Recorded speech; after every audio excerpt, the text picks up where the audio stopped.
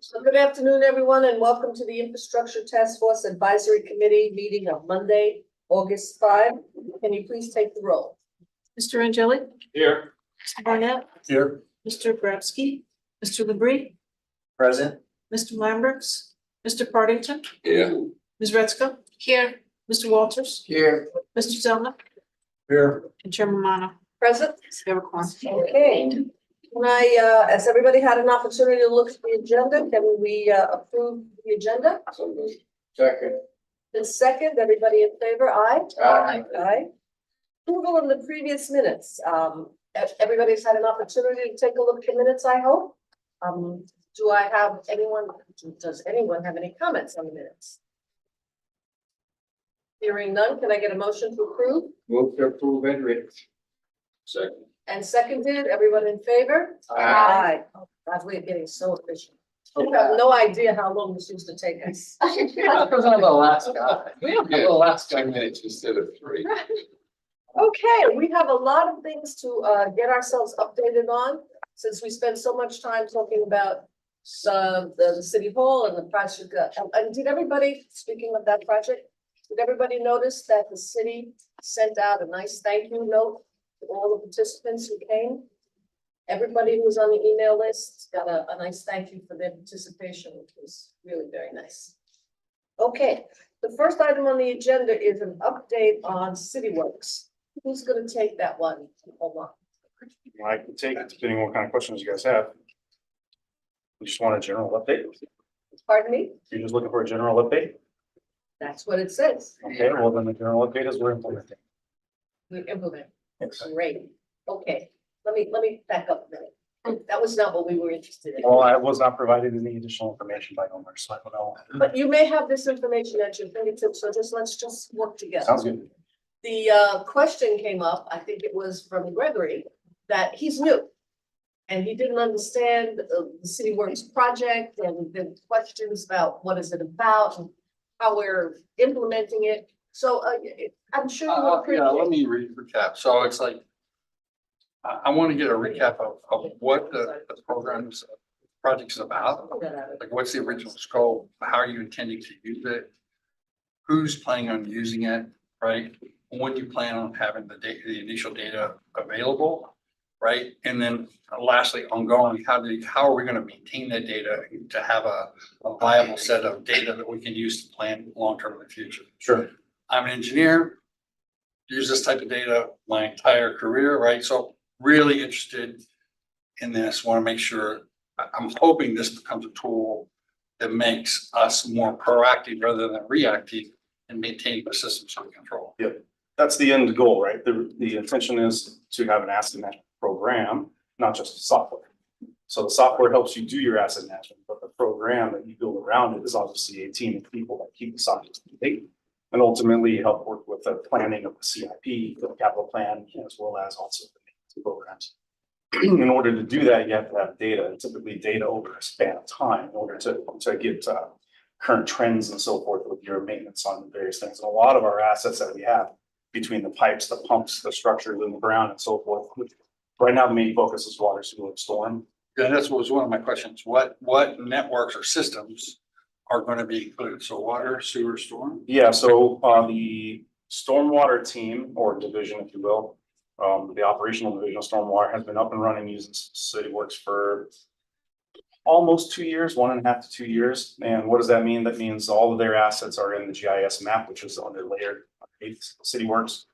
And that the folks in the operating team, as they're out in the field and they do something like replace a water flow valve, the backflow valves, or they have to replace a top on a structure, the general basic Every operational. change, they update the data. Yep, so they're supposed to do their work orders inside City Works, and therefore, as they do the work on those work orders, that data gets transferred back into City Works, which then updates the data on the asset. Okay. So that's for about 1.5 years, almost 2 years now, stormwater. The water operational team or water distribution team, they've been in it for a little over 1 year. And similar roles and responsibilities, the folks that are out there repairing breaks, installing valves or in the exercising of valves, which is a part of the program required for the consent order. As they're doing these actions on those assets, again, they do their work orders within City Works. And that work that they do, again, updates the data for those assets inside City Works. And then sewer is one that that was supposed to have been implemented and they're supposed to be using it as of, well, sorry, not supposed to. They have been using it since late last year, but we don't have them fully up and running yet because of some other integration issues we're having. And water actually has one other issue too, as far as the implementation goes. And that is the integration with Kayenta, which is our billing software for water. And that allows us to put in work orders to install meters, remove meters, shut meters on and off. So there is some disconnect in the water system between how we manage all of our assets. But generally speaking, they're able to get in there and do general updates to what they do maintenance wise. Beyond the maintenance side, there's also keeping the system up to date with what we do for capital improvements, right? So you've got developers coming in, changing out water, sewer, storm sometimes. And then you also got our CLP projects where we're going and doing significant work. So as we do the work on our assets, we have the as-built from the work that's done. And then those as-built have to get translated into essentially mapping updates for the GIS map in the background. Right now, that's the way we've always done it, which is basically ad hoc. The as-builts go to a GIS team. And when the GIS team gets through their mountain of backlogs, they get to those as-built and they update the GIS maps, which again, I keep saying it's in the background of CityWorks. Why I say that is because the goal as the team gets built out, because we still have to hire people to build the team larger to handle the workload, is the as-built will actually be coming in electronically from our consultants and contractors over time. But for now, they come in typical AutoCAD drawings, get converted into some GIS format, which matches the schema to then go into CityWorks. So it's kind of a backdoor entry for data right now. But the goal is to ultimately even have potentially logins for contractors and consultants to when they do the work, they can actually update the database from their side. And then it just goes through a QC step on our side. Okay. That's a little more forward thinking, but that's the goal where we want to get to as far as keeping the database up to date for what the assets are in the ground. Okay. Maybe you want to I talk a don't little want bit to about monopolize. work order management in CityWorks too, and how, when we changed over to ClickFix, we kind of shipped to that as our main program. Yeah, so if you're familiar with the Q Alert system, which used to be our basically customer, it's a bad word, but customer complaint logging system where people would say, oh, there's a leaky valve somewhere or there's a pothole somewhere.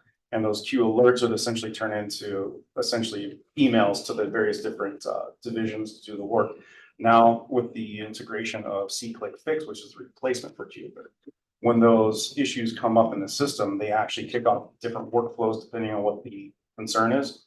And that workflow, as long as it's part of our CityWorks asset inventory, which is right now water, sewer, and storm, and I believe maybe potholes for roads, those will actually trigger automatically a workflow in CityWorks, which then alerts whoever the primary person of contact is for those different types of issues, to then go out and investigate, figure out what the work that needs to be done, update the work order based on that, and then between investigation and gets work done.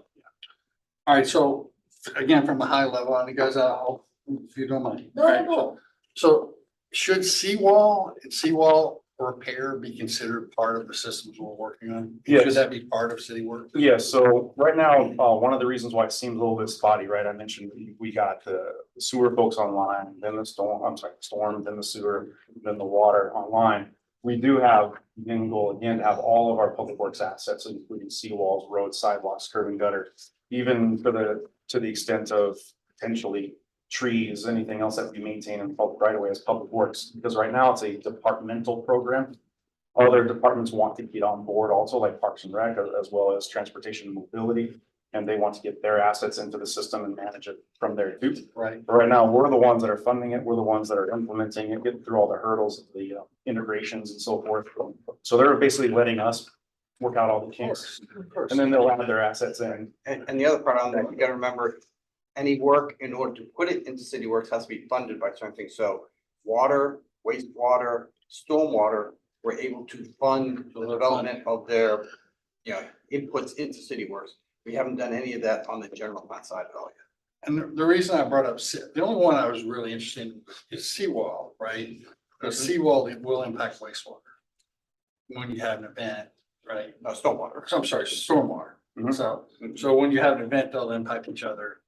I'm hoping Seawall somehow can get into the database the next step, or somebody's even looking for that. Yeah, there is actually a seawall assessment that's going on right now to update our seawall master plan.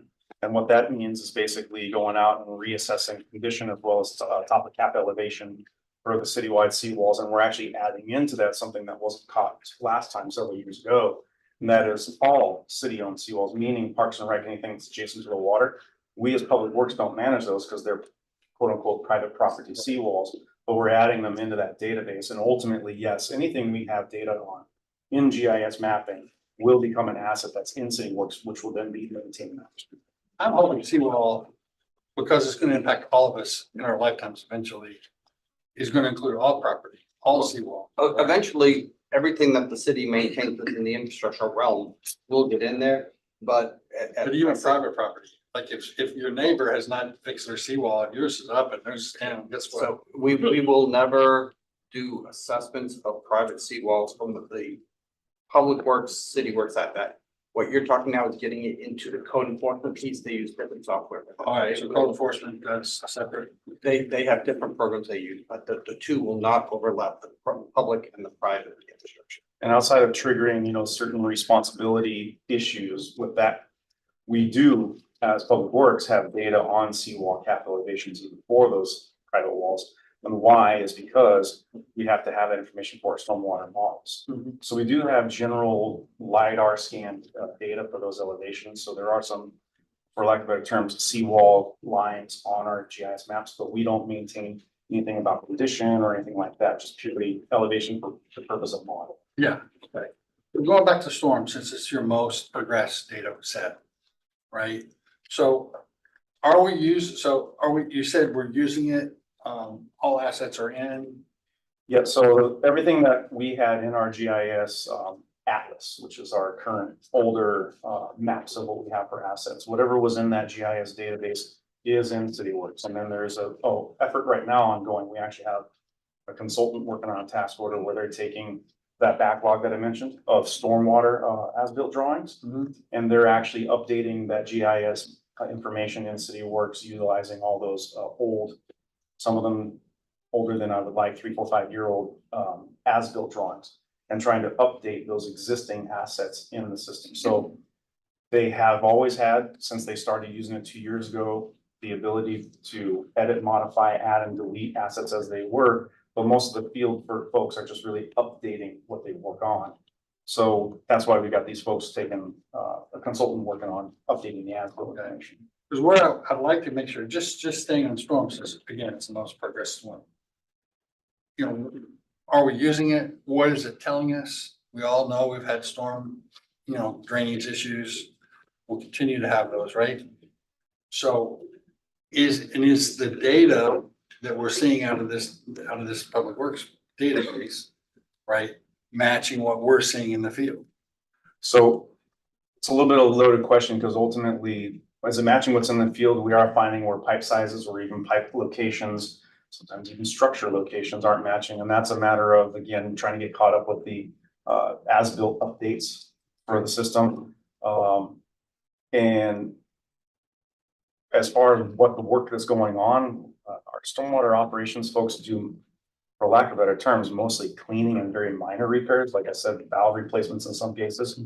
And they are inputting that information. So, a pipe here and a pipe there is getting updated when they come across something, you could say major enough to warrant actually updating the information, because they're really working off of work orders, and their work orders are always investigate this flooded area, investigate this clogged pipe. So they are updating the system with that information. And it matches, of course, what we're seeing, because they're being called out to those areas and finding the clogged systems. Okay.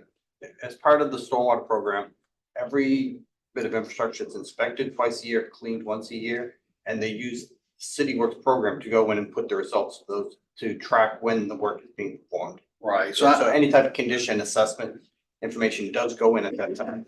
Okay, I was just wondering if this data can point to areas where we don't have enough drainage, like where the pipes can't handle the flow. This data can be used to help supplement the other data that we have, the other sources. So we know what the existing system is out there now, what the existing system is built to the most part, right? Based on errors, there's always errors in your atlases. But our stormwater master plan, which includes a very detailed model, which is an ICPR, a water modeling software, that was done 5-6 years ago, which is now being updated for that round of stormwater master plan projects. That actually is our biggest system in telling us where we have infrastructure, where we don't have infrastructure, and where we have undersized, because the model is literally telling us, and that actually does coincide very well with the issues that we always receive via email and phone, which is flooding this neighborhood, is flooding on this street, or it's flooding in front of this one house. The model is showing almost exactly the same thing as all those phone calls and emails we get. Excellent. And with that being said, of course, we Can't we issue, do anything about it? It's separate, but, yeah, okay. we issue, 200 million plus minus every 5 years in bonds, plus our 9 to 10 million every year in CIP on top of that, chipping away at it.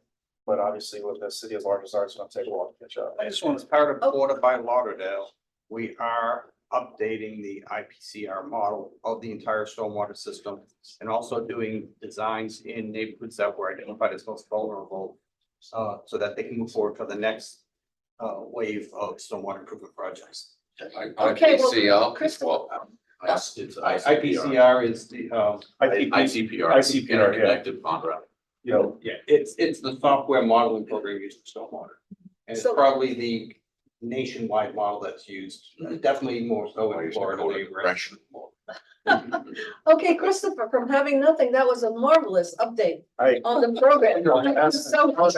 No problem. If you got any other questions. Just for the record, please, Shane and Michael came in, are now present at the meeting, Shane Gabowski and Mike Lambex. Okay, Ralph has been waving his hand. Ralph first. Got this infliction here. Okay, Regarding the storm drainage modeling, I can only speak for the Imperial Point area neighborhood. But their storm drainage systems do not consist of anything that's been approved by a regulatory agency like EPA or South Florida Water Management District. Primarily because they're a holding tank. They don't have any, they're not anything with a positive drainage for the exfiltration type where it goes, percolates down at the site of the structure. I have had a number of my residents, civic association, that have complained, and I've gone out. I was even lucky enough to get Dr. Nancy Gassman to go out with me and found that they were just a holding tank. And she was good enough to get into the works, put in a exfiltration system that connects pipes to the structure and slotted pipe, and then it goes through 57 Rock. the drainage rock and then a fabric that's around that to make it work. And that was installed at Imperial Point Drive and northeast 22nd Avenue. And that eliminated the flooding in there, even, and thank goodness they had 4 catch basins and they're all interlocked in. But she just put it on one and it was able to keep it down. Water still sits in there, but it's at a lower level.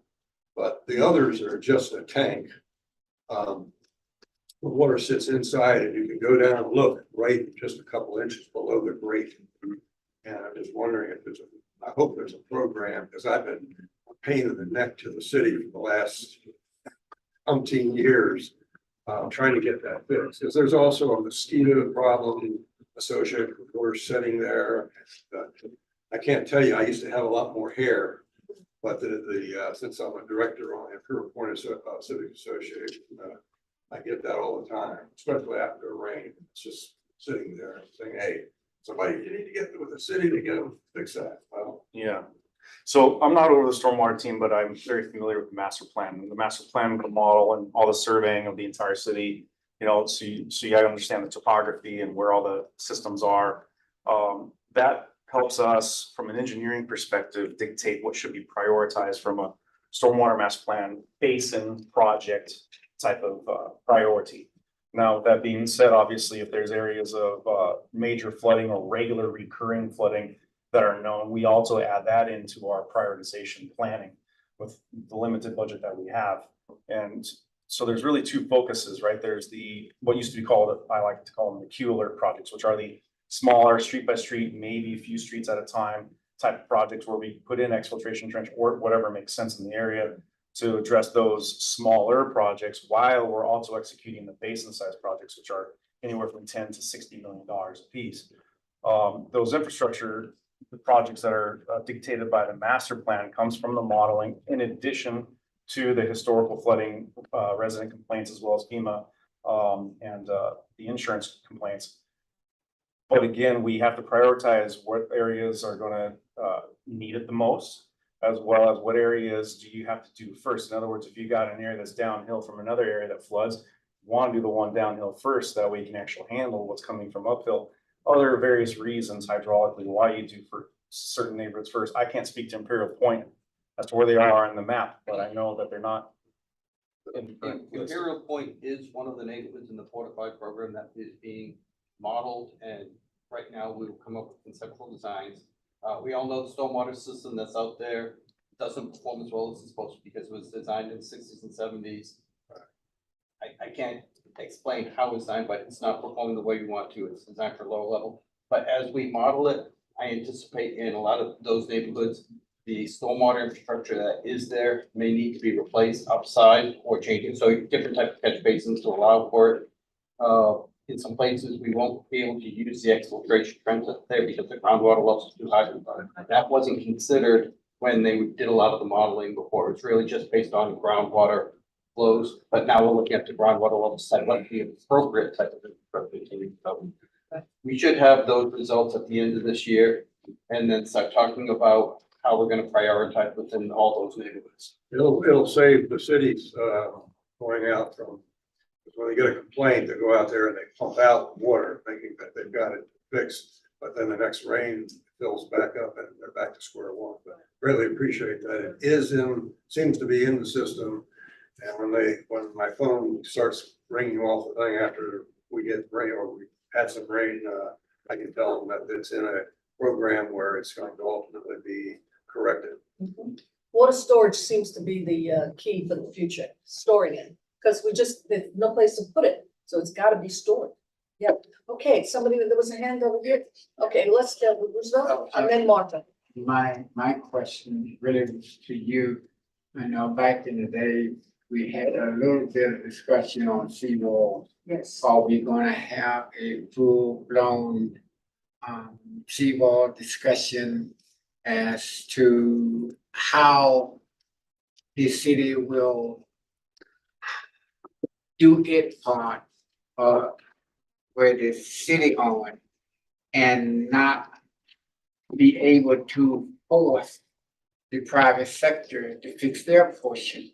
And when we talked before, I said it didn't make sense then, and it doesn't make sense now. Unless you do it all, it doesn't make sense to do any. You're right, we had that discussion. Yes. Yes. Would it be feasible for us, so they said code enforcement does private, these guys do public. Would it be effective to have a meeting where both are here, talking about how they work together to protect the neighborhood? Let me give you a little history, a little context. Okay, Back in the day when we did this, and Nancy Gassman was lucky to get out with her life, when she proposed that all the private seawalls had to be raised up, and they had to be raised up mandatorily, like she barely got out with her life. And the public was just not ready for it. And that was then. You know, this is now, things are getting a little worse. And so the atmosphere may have changed, but we tried that. We tried to get that, public and private, both of them at the same time, and it didn't work. Because there was no mechanism for helping the private properties. And there was a sentiment that, well, okay, these are very wealthy people and they're on the water and they should fix it, okay? But not everybody is wealthy who lives on the water. So there was a lot of churn. But I think Roosevelt's got a point in that was then. We're talking maybe 5 years ago, okay? So maybe let's put that on our list, okay? I think I Yes. think it's written into the latest ordinance. Excuse me? There's an ordinance now that Of course, requires. it's an ordinance, yeah, I but think it's that- only when you change, when you, No, the new one is in line with the county's requirements that The by Broward County 2030 you has- have to be at a certain elevation, and then 2060 you have to be at another elevation.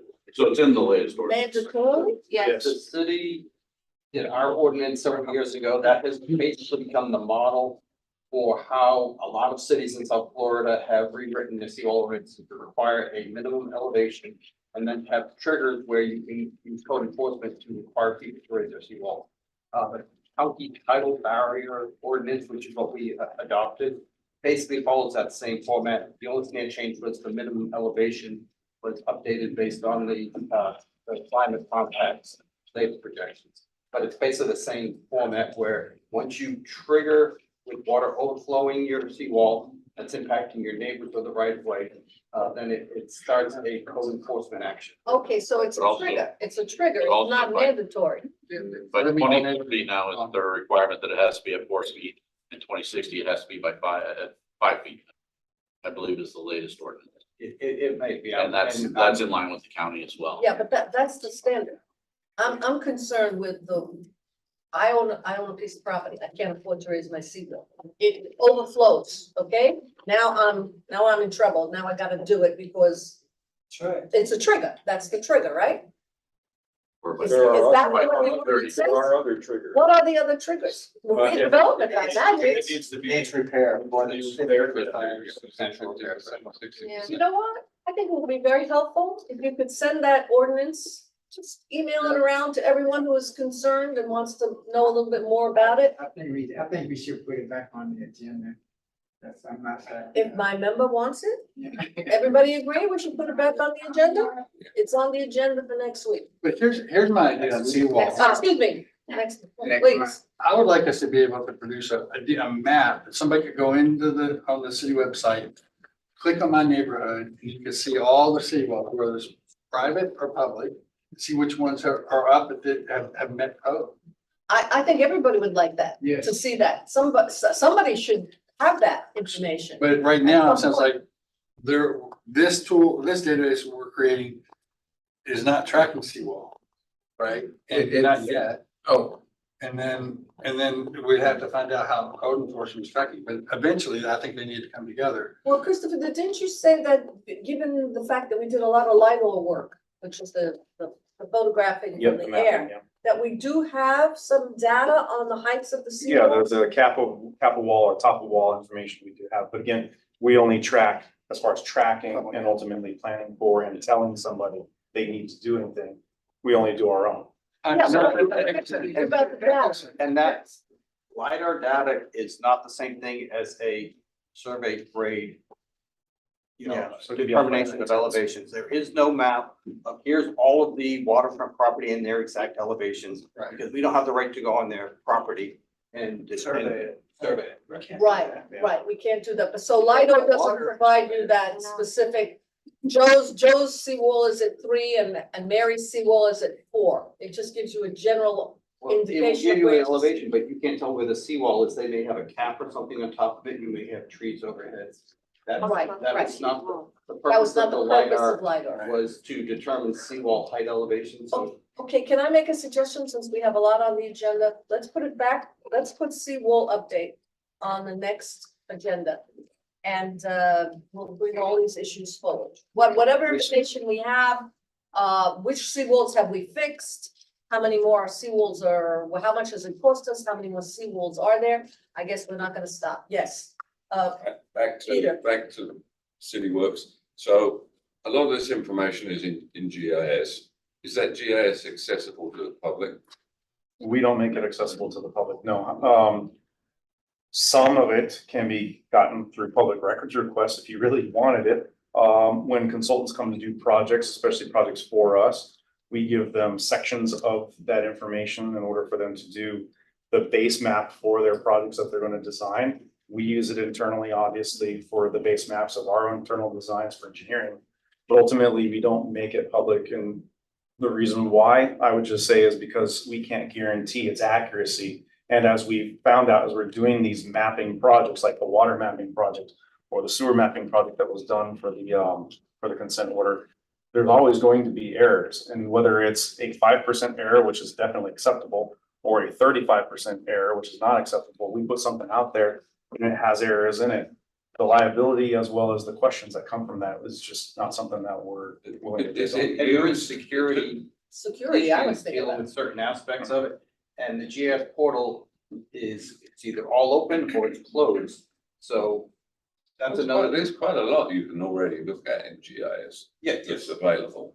But is it used for when people are gonna excavate? Contractors, etc.? No, No, that's sunshine. That's the sunshine. guys. Yeah, but who's fulfilling the sunshine request other than in terms of stormwater, at least the city people? Yeah, so the city's utilities operations team, which is mainly based out of the water sewer divisions, they have utility locator teams. And when the 811 Sunshine or one of our projects is going out into construction, they have to follow all those state laws and rules for timing and locating. So water, sewer, and storm, those are our three underground utilities that we own and maintain within our rights of way. So we do actually mark our utilities for any project, whether it's private or But city. not based upon city works. They use CityWorks or the Atlas drawings, whichever they decide to use. They use those softwares in order to identify generally or accurately where those utilities are, but they still have to go out and actually identify using either the detectors or visual inspection of the structures. But in turn, can they, if they find something out of place or, you know, a certain length, can that get fed into city works by them? Or If is there it- was a manpower excess in our department, we could do extra steps like that for sure. yeah. They can identify, maybe there's something under the ground here, we're not sure exactly what it is. But they don't know, is that a 16-inch or a 24-inch? They don't know, if you're talking about an unknown that they discover. So all they can do is identify it, highlight it, but it can't be put into CityWorks until we know what it is that we're. So all this putting in. stuff is going in, you know, to the layperson, it looks like all this stuff is going into a program, but it's not used when anyone wants to excavate. Or might be inadvertently excavate into a pipe, which has happened. to No, their because detriment. it is informing, it's tied to the GIS platform, which is tied to our atlases. So they do use that information when they're going out and marketing.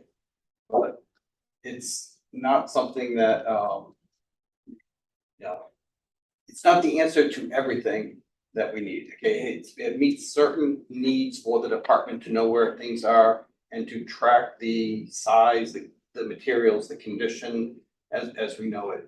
But it's not everything. When they go and they mark, they look at the atlas, they look at all the current information they have that's available. And then they use devices, you know, to mark on the ground based on on-site conditions. They don't just go based on what the atlas or the CityWorks GIS tells them. They also inspect on the ground when they're marking up when But they're they asked to. do use the information that's in city works. They- They're not necessarily trusted, right? They use the information that's there through the GIS platform. But it's just All right. one piece that they use when they're. I'd like to- April 1. Yeah. I'd like to give you just a closing warning. I've been involved in multiple projects where they're creating these large data sets. I have to, the majority of them, 2 years after we created them, weren't being in use because people lost confidence in the quality of the data. So you have to really focus on who's going to use it and make sure those users have a feedback loop to improve the quality of the data. Once they stop using it and call the local guy, what do you think about this pipe, instead of using the data? Within 2 years, 3 years, this will be worthless. So you really have to focus on the users, not just the data collection, not even the data maintenance. Well, the users are the data collection because they are keeping it up to date as they work on the city. But look at your policies, make sure. Yep. And then that's all part of the asset management program, which again is something that is being worked on. But the staffing still has to be built up for that as well. So Peter, to your point, I believe, is that yes, when see something, say something, right? If you go out there and you try to locate a pipe that was on the map, but there is no pipe actually there, then somebody should get notified of said missing pipe, and therefore an investigation should be triggered and an update should be triggered, right? But, and those are all part of a good asset management program, which we are in the infancy of trying to just build out. Okay, Marta? Thank you. Oh, heated conversations. But I think also, Peter, to your point, the city does the locates. They can identify the infrastructure, but because the vendor is breaking for the infrastructure, that's two different issues. Oh, yes. So we can do our best, give them the locates, give them information where the pipes are, and we're still gonna have those incidents. But we've had incidents that you well know, where we didn't know something was there. Yes, and that's the field verification. That's either as-built or as they find as they go, and they just need to go back and correct it. So, next item on agenda is water treatment plant. Yeah. I know, Yeah, so but going to this. We're not finished. I know, but going to this, I do have a question. You mentioned stormwater, water sewer, but looks like water sewer is only distribution collection. That's the assets that you capture, not necessarily the plants. So the plants, at the very least GTL, the sewer treatment plant, I have to check on the water sewer. But the plants are in progress of having the assets, or at least the major asset classes, collected and put into CityWorks. So actually, we had the same consultant I was mentioning earlier, who's updating the background information in GIS on the backlog of atlases, as-bills for stormwater.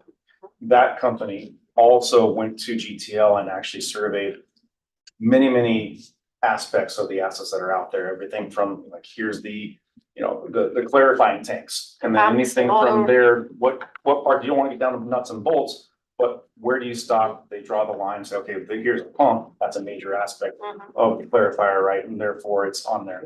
So they've collected, I believe it's all done, the field data collection of all the assets that represent a reasonable management tool for a plant.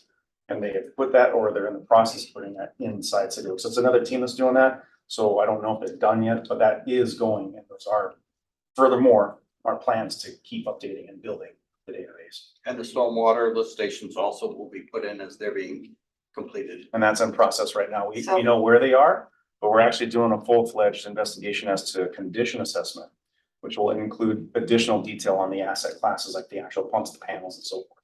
And that's what is kind of, I understand it's really hard to go back and retrieve the records, what kind of pump model and horsepower you have.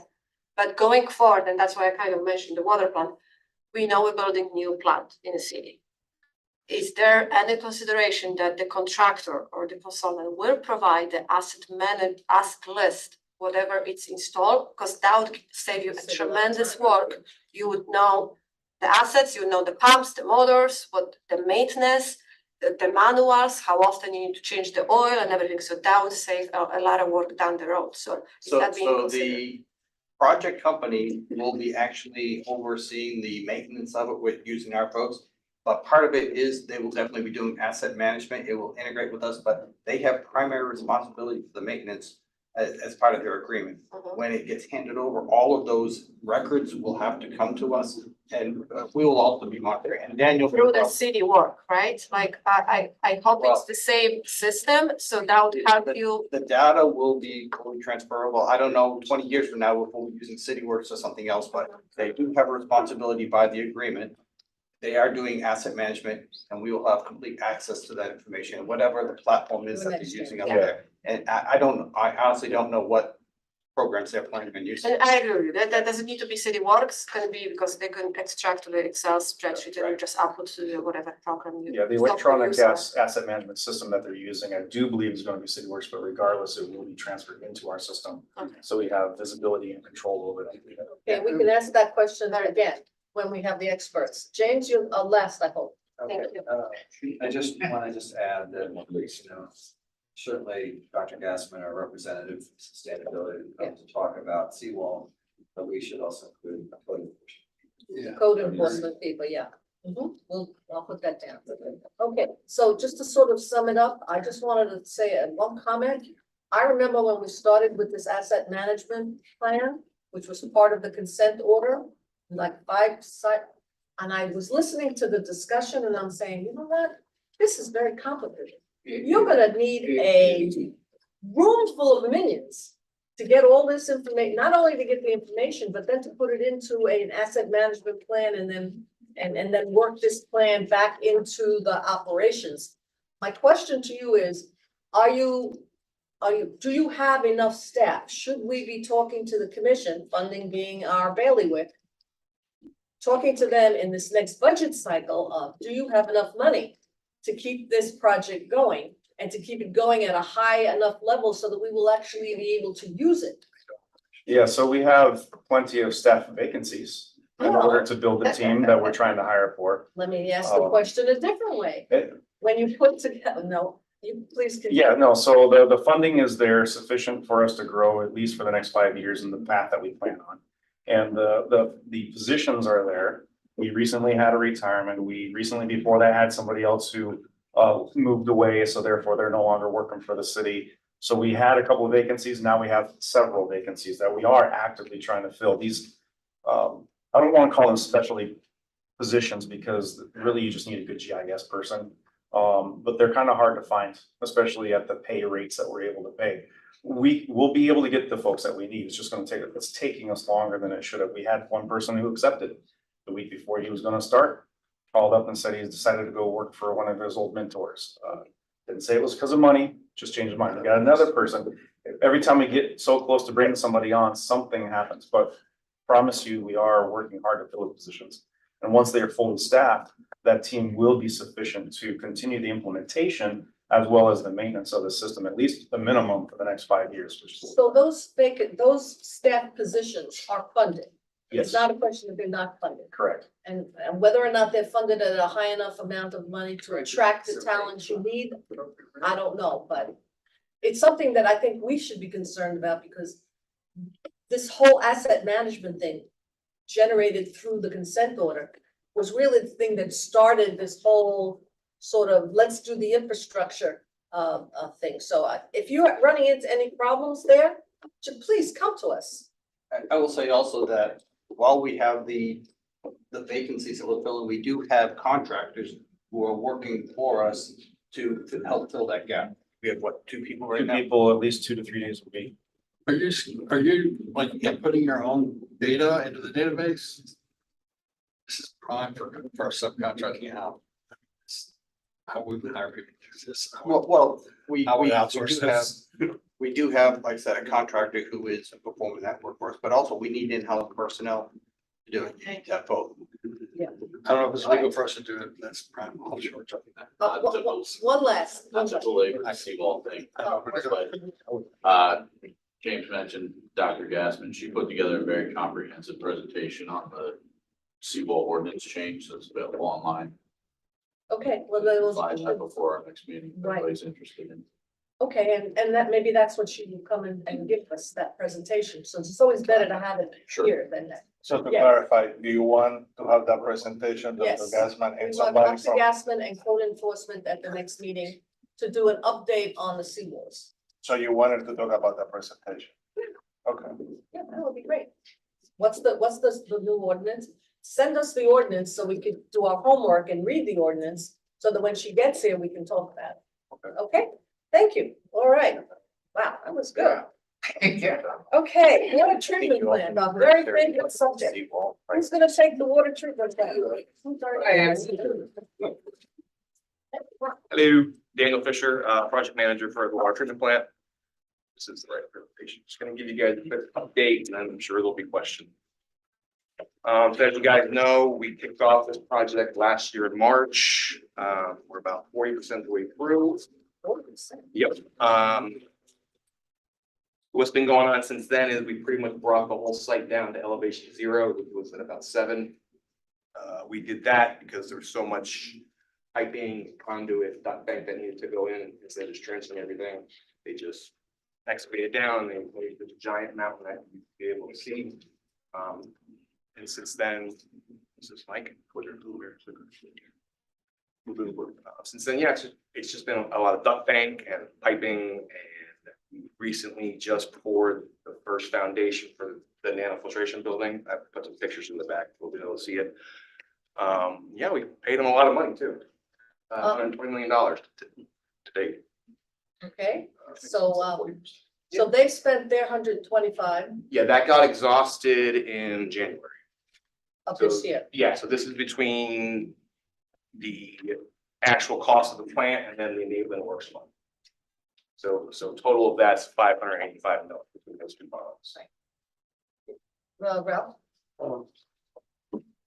it's just trying, I'm gonna try to be nice about this and not trying to aggravate anything, but who paid for the change order to change the water treatment plant to meet the Category 5 hurricane standards? That was not there was no change order for that. The change order that went through, I think in December, was to change it from a prefab metal building to concrete. Okay, That's what that was. so that's, That was a city request. okay, well, so the city had to pay for that? Yep. How much was that change order? 3 point something. But also it involved, we enlarged the size of the building a little bit. Yeah. To bring some other city assets in there. Well, these things happen. Just gotta keep. Better, All right. better early than after. Yeah, that Really? was one of the first things that we All right, hopped on. And so a couple big things that are coming. yeah. It's OCCT. This is one of the enabling works that we had them do, project company. Pretty much at the end of the study, they said, we recommend you enlarge some of your piping and your equipment and your pumps to house more chemicals to meet these water quality standards that will minimize corrosion. And then one of the other recommendations was that we do a pipe loop study. Like what? A pipe loop study. So what the concern is that the distribution system has gotten used to fly ash water over decades. And now we're putting in a very clean water, and there's concerns that it might cause metal corrosion, particularly lead and copper. How could the cleaner water cause corrosion? Because the purer it gets, it has less stuff in it, so its tendency is gonna be to wanna dissolve bleach. It's more aggressive. Gonna keep the pipe, So. Clean water cleans out the dirty pipes and then the pipes corrode. Like a distilled water will want to leach minerals from elsewhere, and so that's ultimately the cleaner the water, it wants to leach something into it. So what we're gonna do with this study is we're gonna either take pipe from the distribution system and run the new water through it. Or we're gonna get new pipe and condition it to 5 ash water and then do these loop studies over the course of a year and a half. And I think- Okay, Mike, Mike and then Bruce. Yeah. I'm sorry, I'm still hung up a little bit on the change order. So, in the original plan, we approved, the plan to be on the building as a prefab steel. Okay, do it. Yeah. Yep, that's what we approved. And Yep. was that code at the time? Like, that was up to code? Yeah, that was code. It's just operations.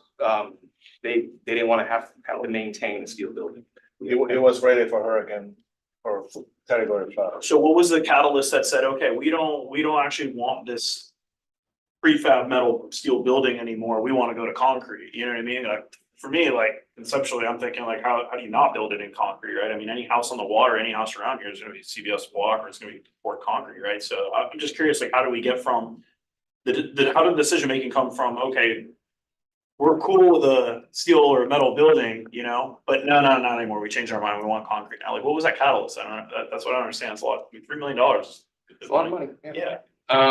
So project company was very hesitant on changing things that were in the CA. Like for example, this water sewer stuff that I'm gonna talk about later.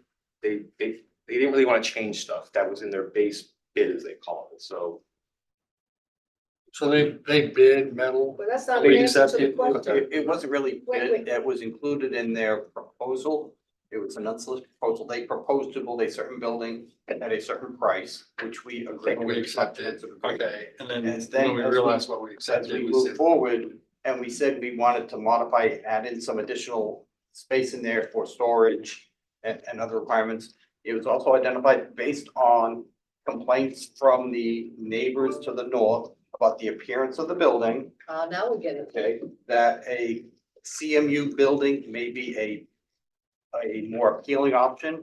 It also, we think it looks nicer. So there was a lot of factors that went into the decision to consider doing the other building. Okay, so, and that all got wrapped into the change order. Yeah, well, I'm not saying that that's wrong.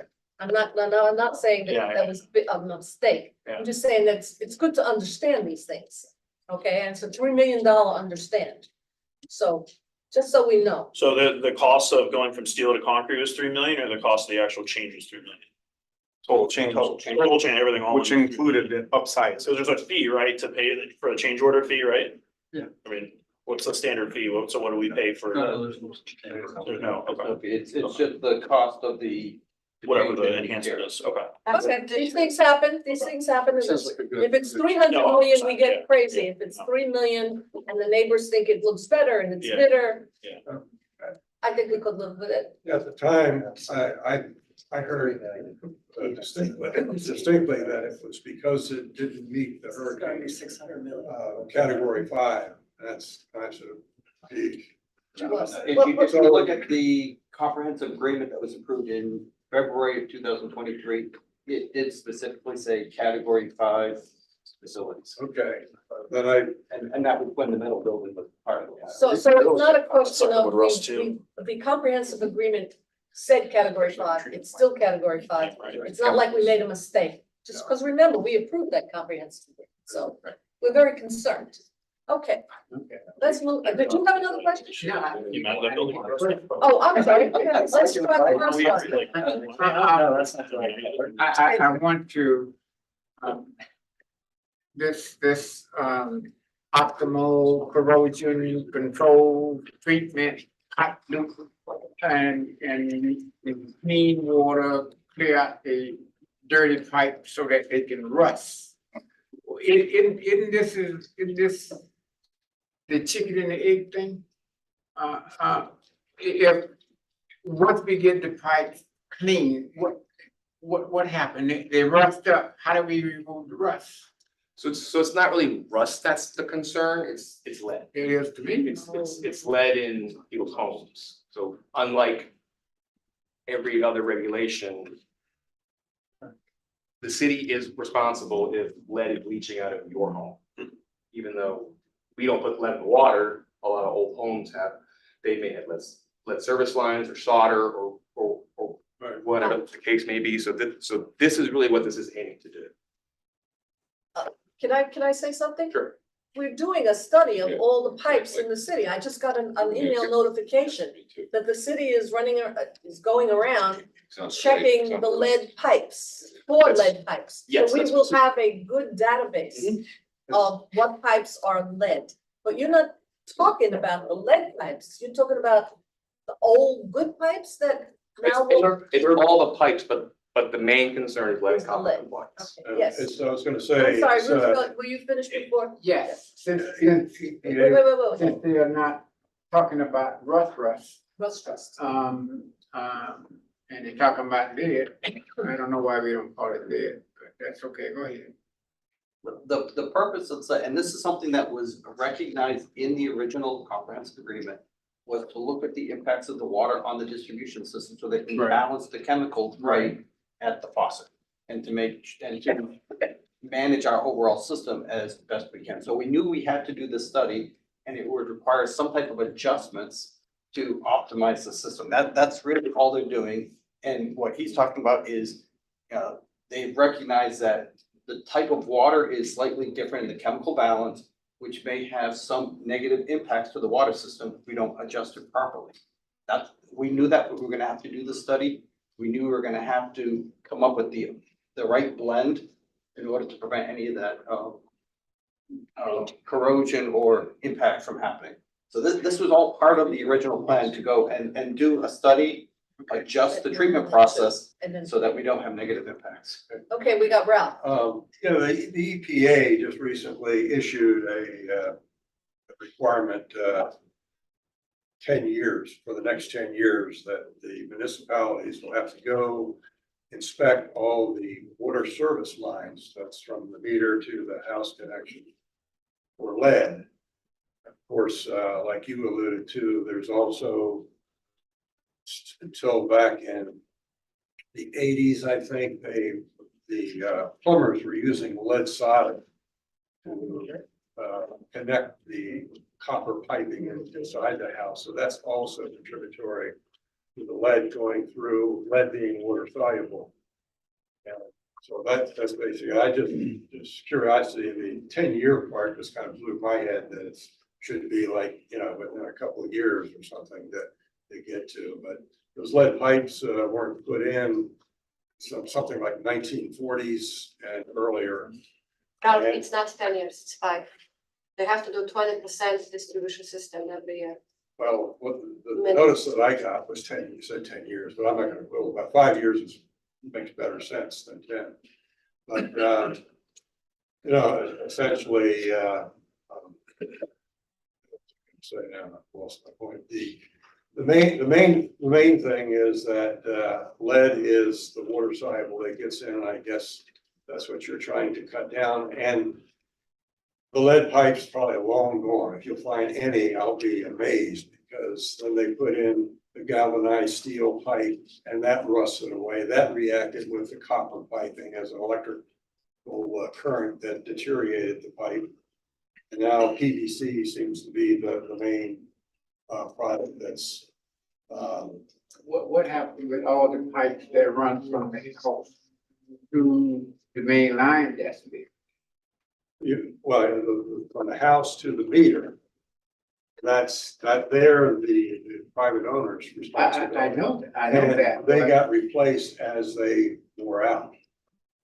Well, there's still, I'm sure there are still a number of lead There's a pipes whole going bunch from of the meter to The the older house. neighborhoods, Well, that's why they're going, it's just, you know, they want to make absolutely sure that there's no lead out there in the system. Yes, but is the city, when they're doing their inspections for lead, are they going only up to the meter?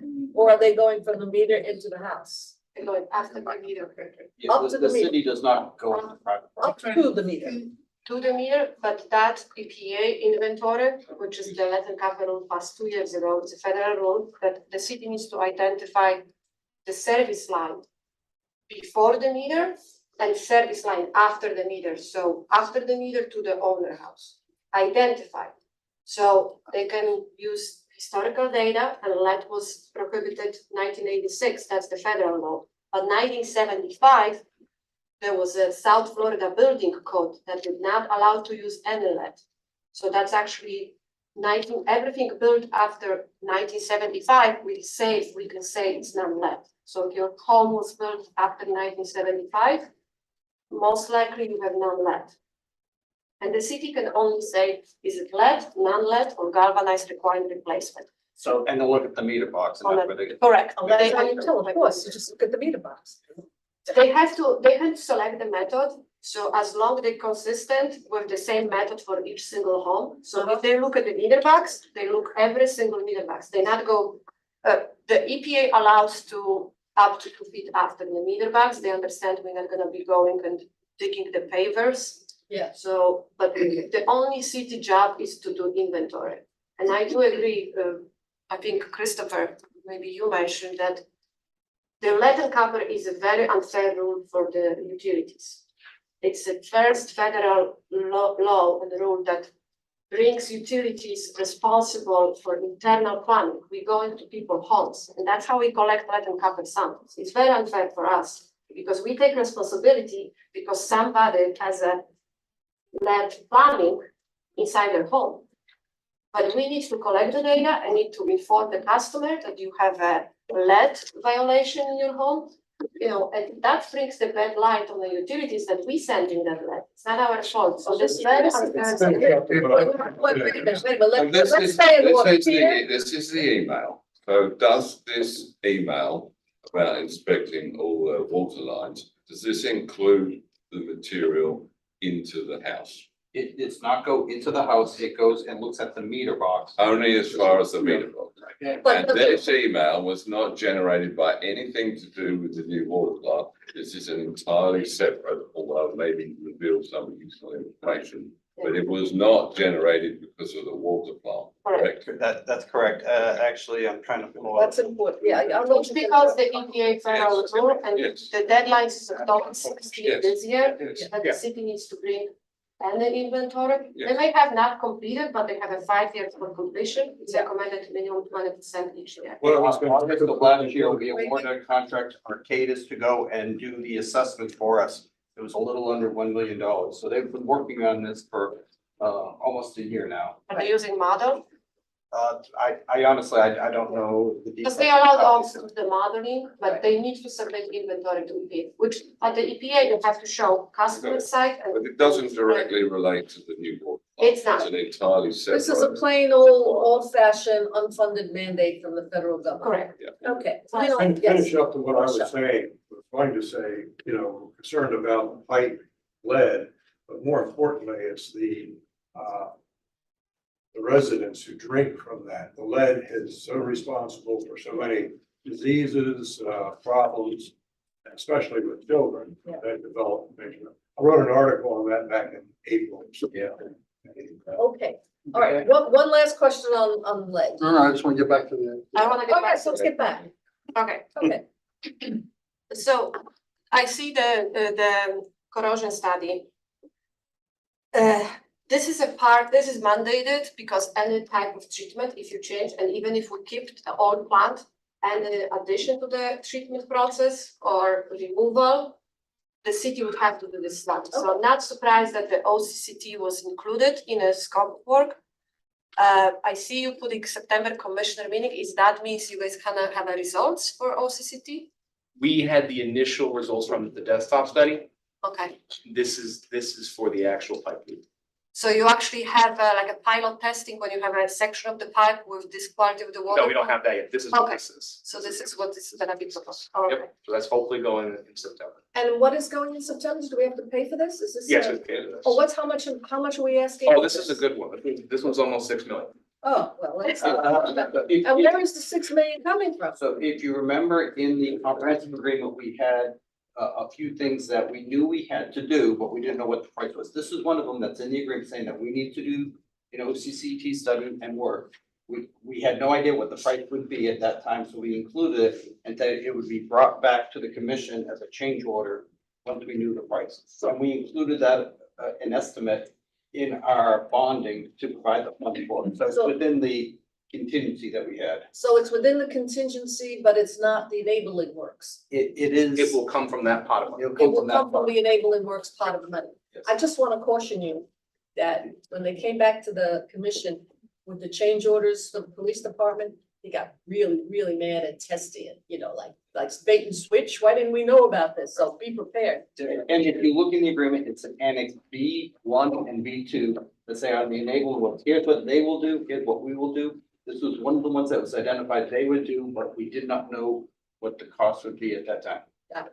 Point out that Yeah. when they start yelling at you. That thing. Yes, I think the cost should be calculated upfront and only because we knew it, we know the system, and we know we're doing nanofiltration, which pretty much is the cleanest water. And there is no other better treatment.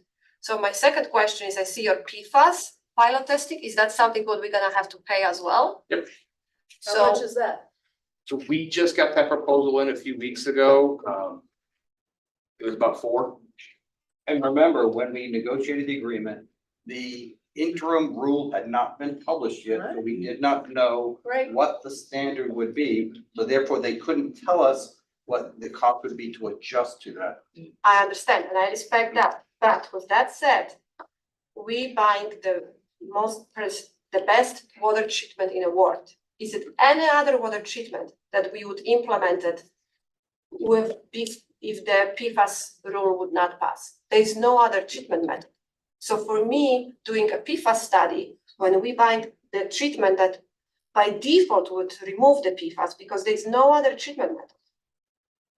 It doesn't make sense to ask for another $4 million for a study because we know this is the best treatment. If you are good with them not giving us a certification that it will meet the PFAS regulations, then we don't need to spend $4 million. But if you want to guarantee that it meets that, then we need to incorporate it in the agreement that the water produced will stay below 4 parts per trillion.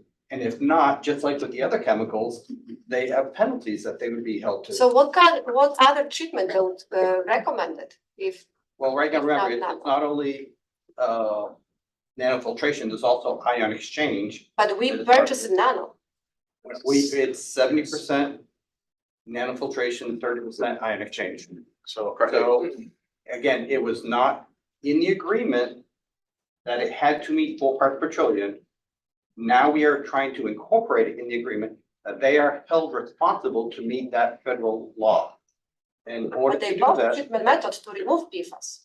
they do, but you can't guarantee based on this agreement that they will meet that requirement. So therefore, we have to incorporate in the agreement. And then they have to possibly make adjustments on the balance in order to meet that.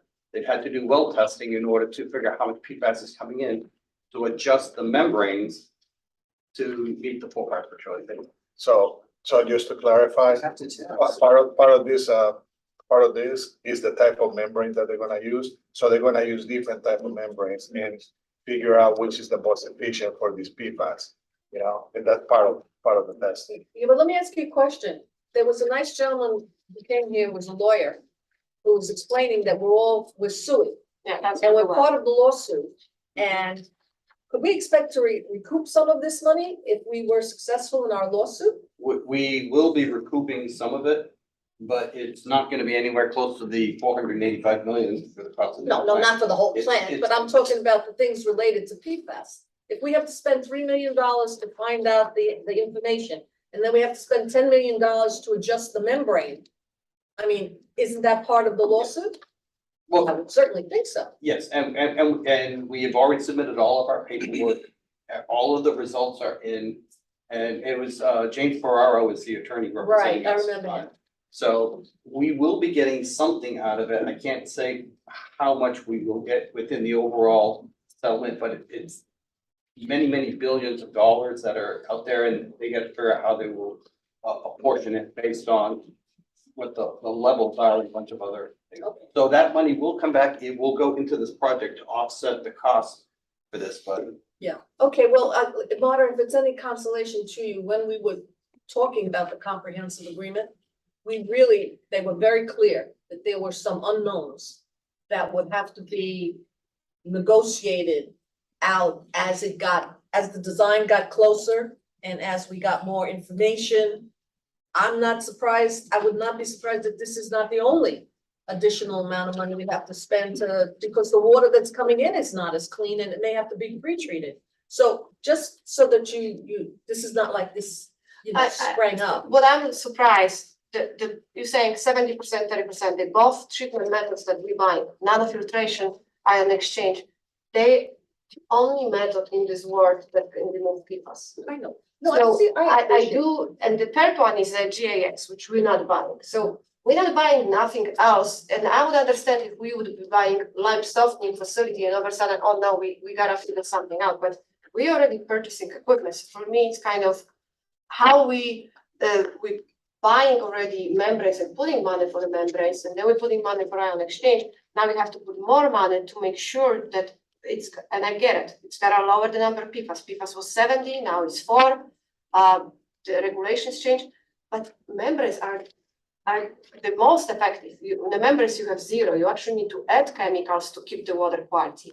So I just don't see any other treatment method that could be different, for You could PFAS test payment and for fail, change but order. not be able to do anything. I mean, change order to get the additional building, maybe you need additional storage room or something.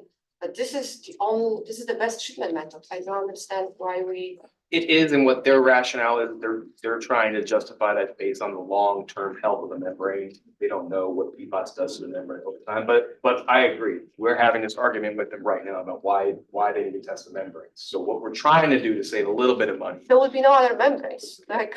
it's to combine it with the OCCP. So my We're already question, building a pilot unit for that, so we're just gonna try to just use that water coming off that membrane skid and just test it. Just, they were done that. So that's part of why there's a TBD on there, because we're definitely trying to get that cost down.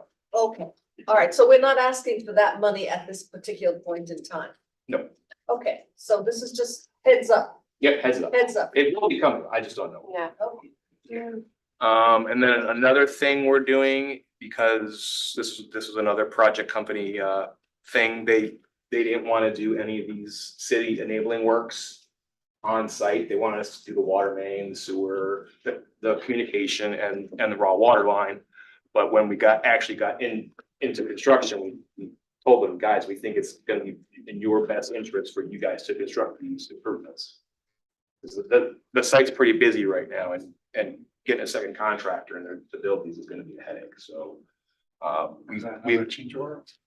It's a change order, but that money was already accounted for, so what we're doing is we're just gonna literally move it and annex B1 and B2 and say project company, now you're gonna construct all these things that the city was gonna do. In So communications, you mean like a SCADA? like a fiber line. Okay. Um, Okay, what's the plan with the 5-ash and Pure Dixie? oh, can we finish this one first? Are we done with this, guys, or is there more? It's more. That's this, You that's know, it for it's this like- slide, so we're trying to bring the feedstock water main, which is the raw water main that goes from the well field to the plant, we're trying to bring that in August. To award project company. What, that's part of the enabling work, right? Correct, Okay, but we're gonna have them build it. It just made more sense, given what's going out there, for them to pull in the work versus trying to bring another contractor in on the same. makes a lot of sense to me. I'm surprised that was not included in the initial proposal. There was a lot going in the negotiation on why certain things were or were not included in each of the two annexes. So they just gave you a price for that? Or Yep. Was it some bid? So we finished the design. The engineer's estimate was 3 million, project company came in at 3.1. So it's pretty close. Yeah, okay. Let me ask you on. And we budgeted 5 for it, so. On the pipe, from the raw water collection to the Prospect Lake, new water treatment plant. What about the replacement pipe from the new water treatment plant to the 5-ash? How's that going? We are gonna stick to that. Oh, okay, let's keep going. Okay. Okay, so this is all that stuff that we just talked about. The OCCT and the pretreatment boost pump work, that's done. Project company is out there drilling one of the deep injection wells right now. Got about 2,000 feet, it's going down to 3,500 feet. They'll finish that one and then jump on the other. So those, Okay. those are rocking. And then city infrastructure obligations, we got our first leg of power done. We're working with FPL to get the second leg done. Like I said, the raw water line, that's going to commission on the 20th, hopefully. And then we just got the design for the rest of the enabling works complete. So that's the water, the sewer. We're placing a lift station out there and then the pipeline. And we plan to do the same thing that we're doing with the raw water line to a project company. Hopefully in the next couple months. So that'll knock that out. And then in January, I don't remember the last time I talked to you guys, but in January, we awarded an unsolicited proposal to David Mancini and Sons to build a 48-inch water main that's going from the new plant to 5-ash. And they're currently in construction. They finished the first phase of it, which was right on Apple property, a couple months ago, and they're getting ready to pull 2,000, well, they're actually pulling 2,000 feet of pipe today. Were they, I know it was just, original design was just for one pipe, but I was kind of waving a red flag and saying maybe you should have a second line that would be going there in case something happens, like you do for the raw water to the. Yep, so project companies putting in a T and valve. So we're gonna have 2 outlets. We're gonna connect to one that have a valve on another one, and the plan is to put in the CIP this year to rehab one of the raw water lines that goes to 5-ash. Okay. So we'll have, So we'll have 3. No, still only have 2, Yeah, Got to. but one's a rehab and one's a. one's new, one will be rehab. Just so you don't have an umbilical cord. Yeah, Pretty much. okay. So the water from the Prospect Lake is gonna go to 5-ash Correct. and for the distribution? Correct. So 5-ash is like a booster pump, right? Correct. So that was my question. The plan would, the 5-ash would be decommissioned for the treatment and we're just gonna be sending water from the ground storage tanks? Is Yep. that the plan? Yeah, that's another kind of enabling work, city infrastructure obligation. That's not, it's in there. It says do whatever you need to do to 5-ash to make it, to be able to pump water. Okay. So we just finished a study saying, is it better to rehab the facility or build a new one? Because everything's in there. It's all 40, 50 years old. But you mean like a high service pumps Correct. only? If we rehab, we only rehab the high service Correct. to set. Okay. It's whether we use the existing building to house it, Yeah. or we build a separate building. The storage. Oh, No, for the, where the high service pump will be. So we're gonna be rehabbing and replacing all the pump systems. but there would be no treatment, there would be no It will light. just be going into the storage tanks and then pushing it out to the distribution system. James? So Alan, when would that happen? Because I mean, one of the issues was originally, we can't rehab or build on 5-ash and keep it going to provide water to the community.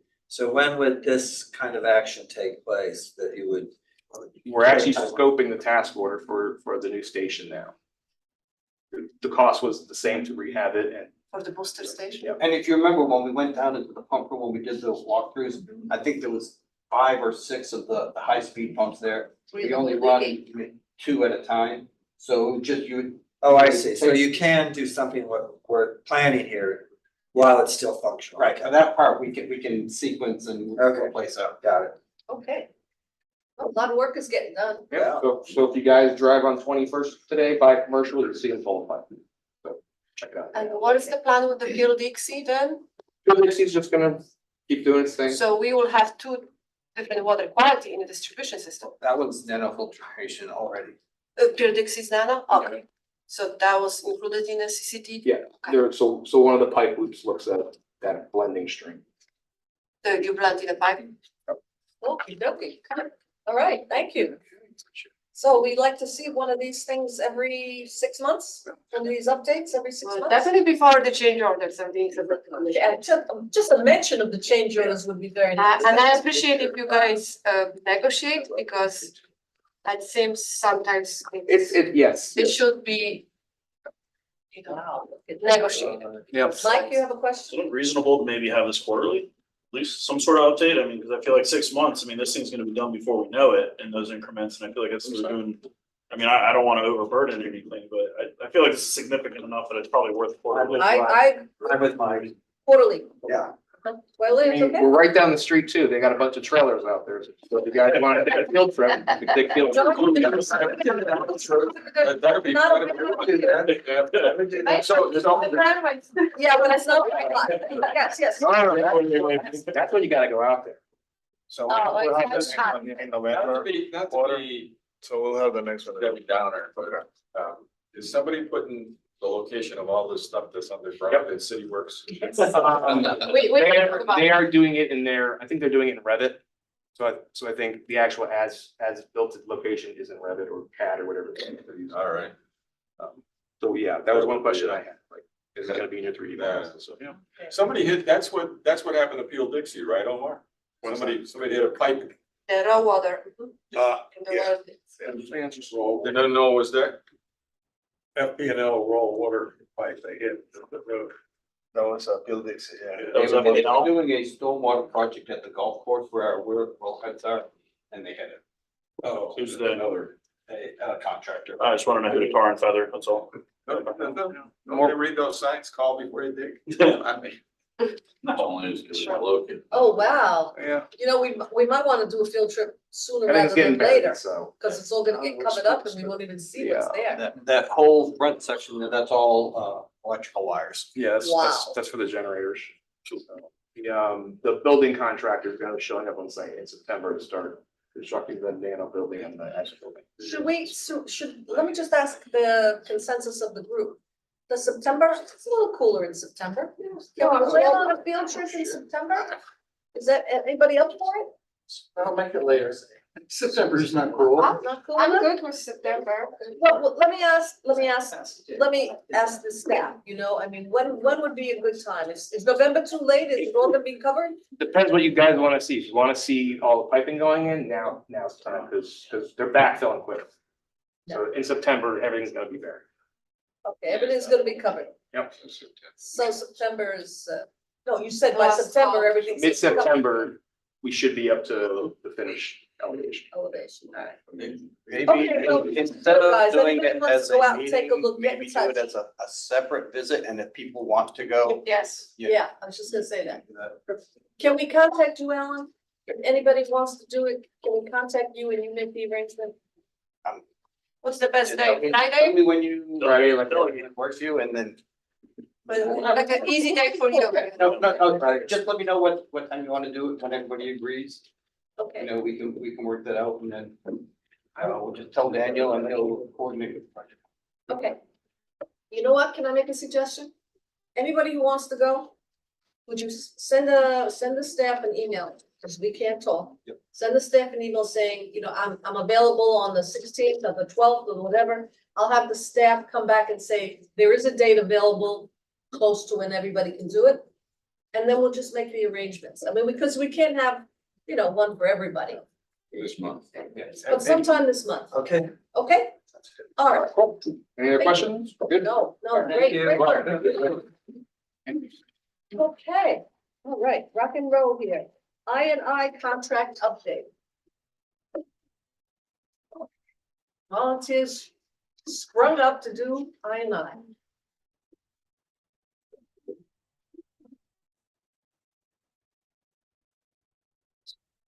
Hello, and you would be? I'm Brandy, I was just waiting for our show. I guess the presentation version. Can you come a little closer so we can hear you, darling? Okay.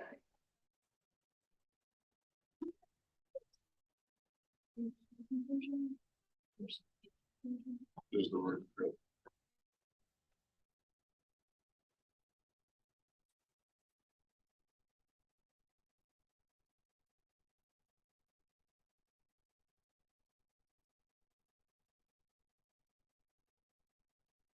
Hi, my name is Brandy Layton. I'm a senior project manager and professional engineer with the city of Fort Lauderdale. And I'm here today with Franklin Torrealba to discuss the citywide inflow and infiltration program. And if you recall, I was here presented back in January on the program. And so today is an update. And we're going to give you an update, discuss community involvement, give you a financial overview, and then give you some key takeaway points. All right, I'm going to turn this over to Franklin. Hello, good afternoon. Thank you. My name is Franklin Torrealba. I am the principal in charge for the ANI program.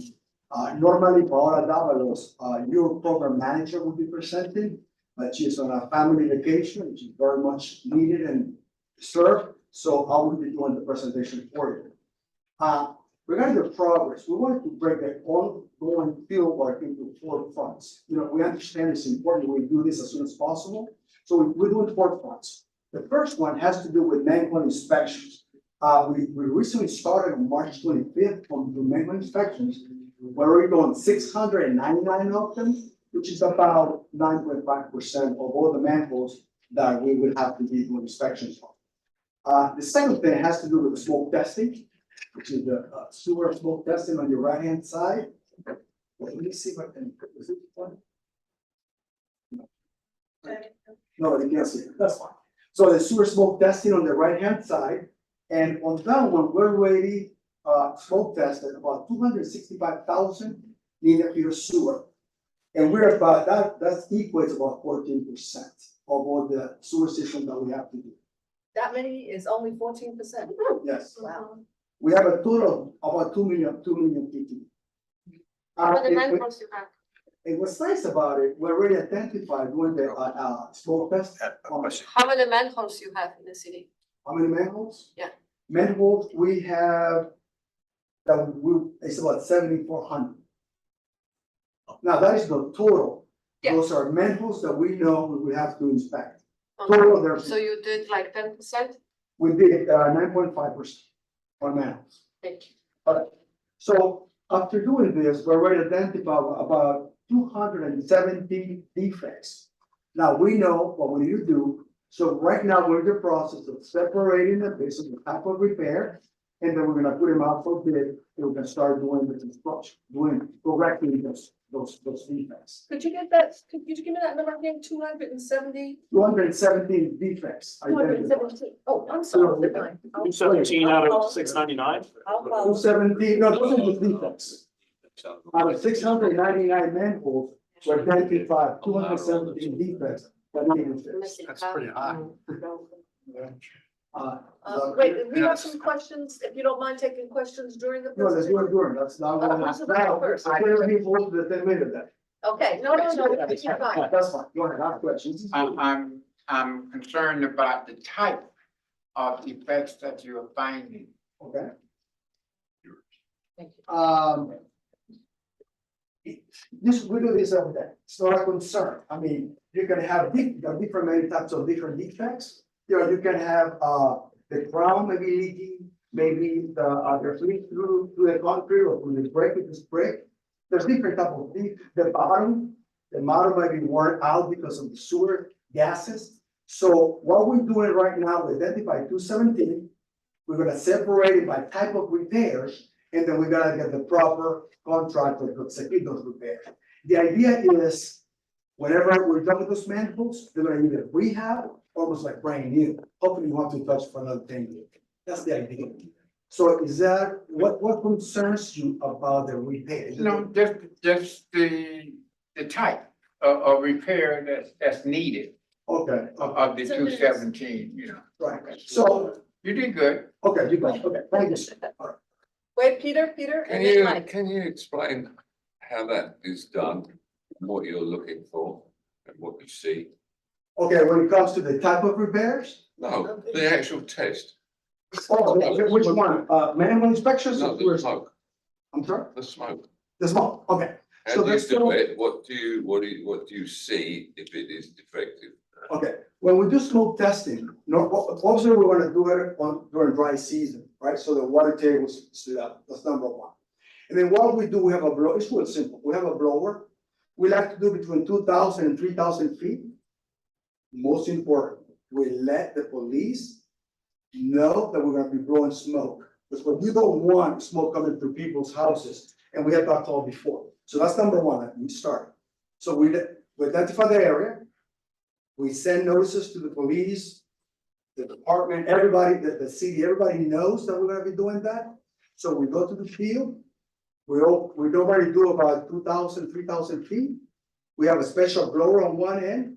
We put what's called liquid smoke, and you just blow it for 15, 20 minutes.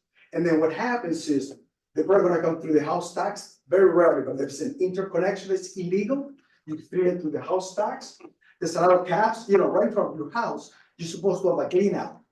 Yes. Okay, if the clean out is broken, it will come right through that, or it will come through the grass, so that we know that there's a leak on that pipe. So is that what you're really looking for, the illegal connections, rather than broken pipes?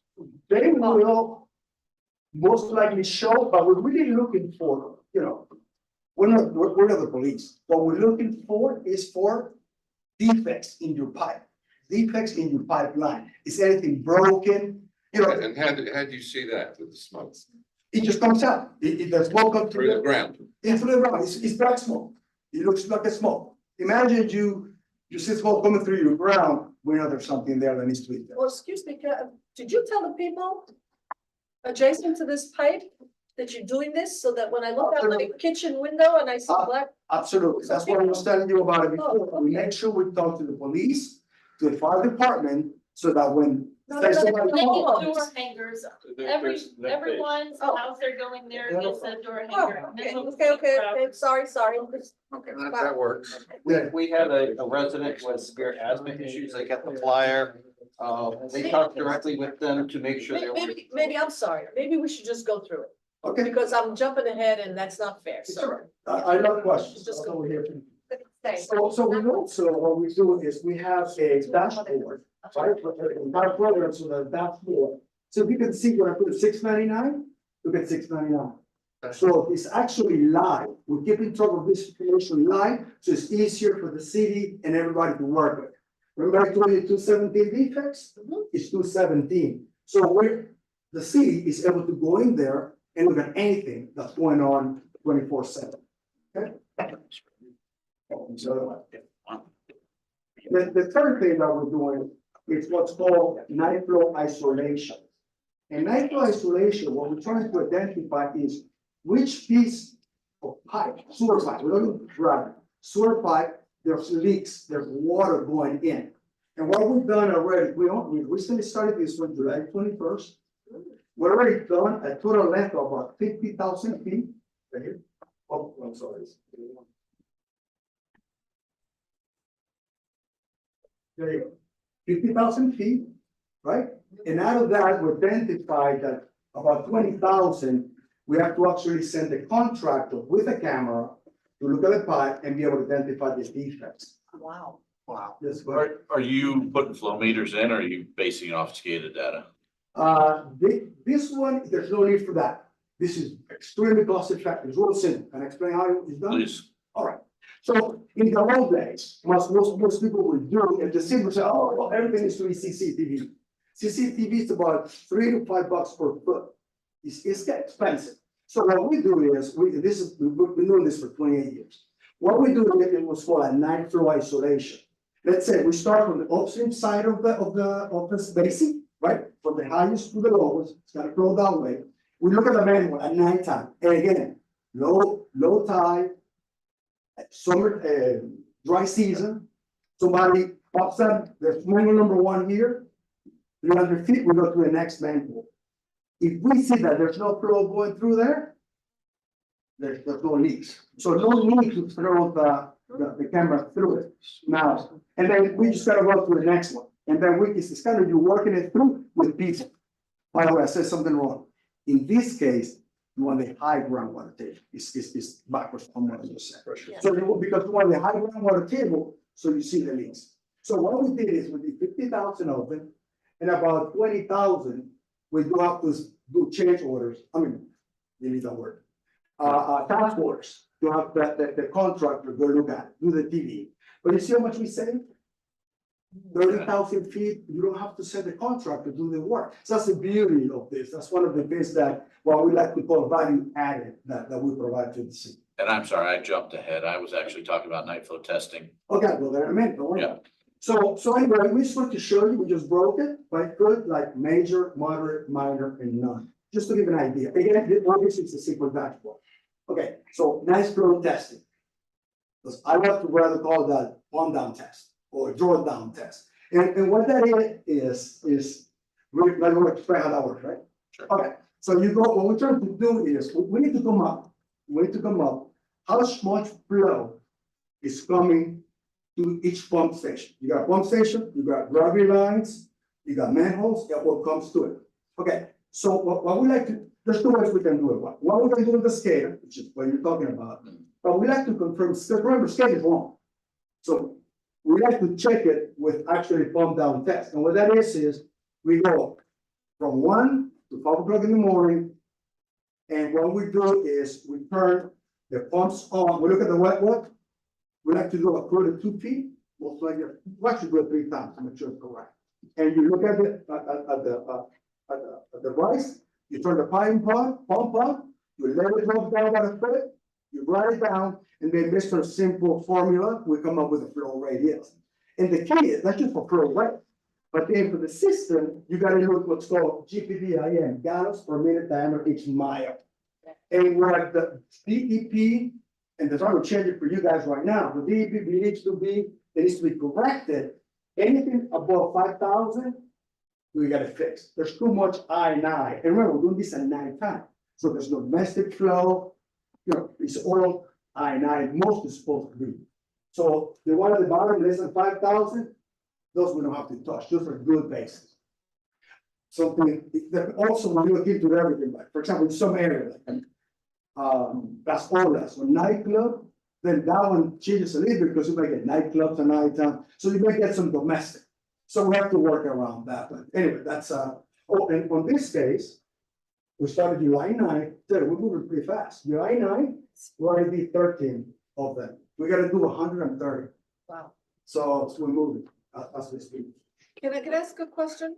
Oh, and when you had 49,000 linear feet and 20,000 linear feet had problems which now have to be investigated.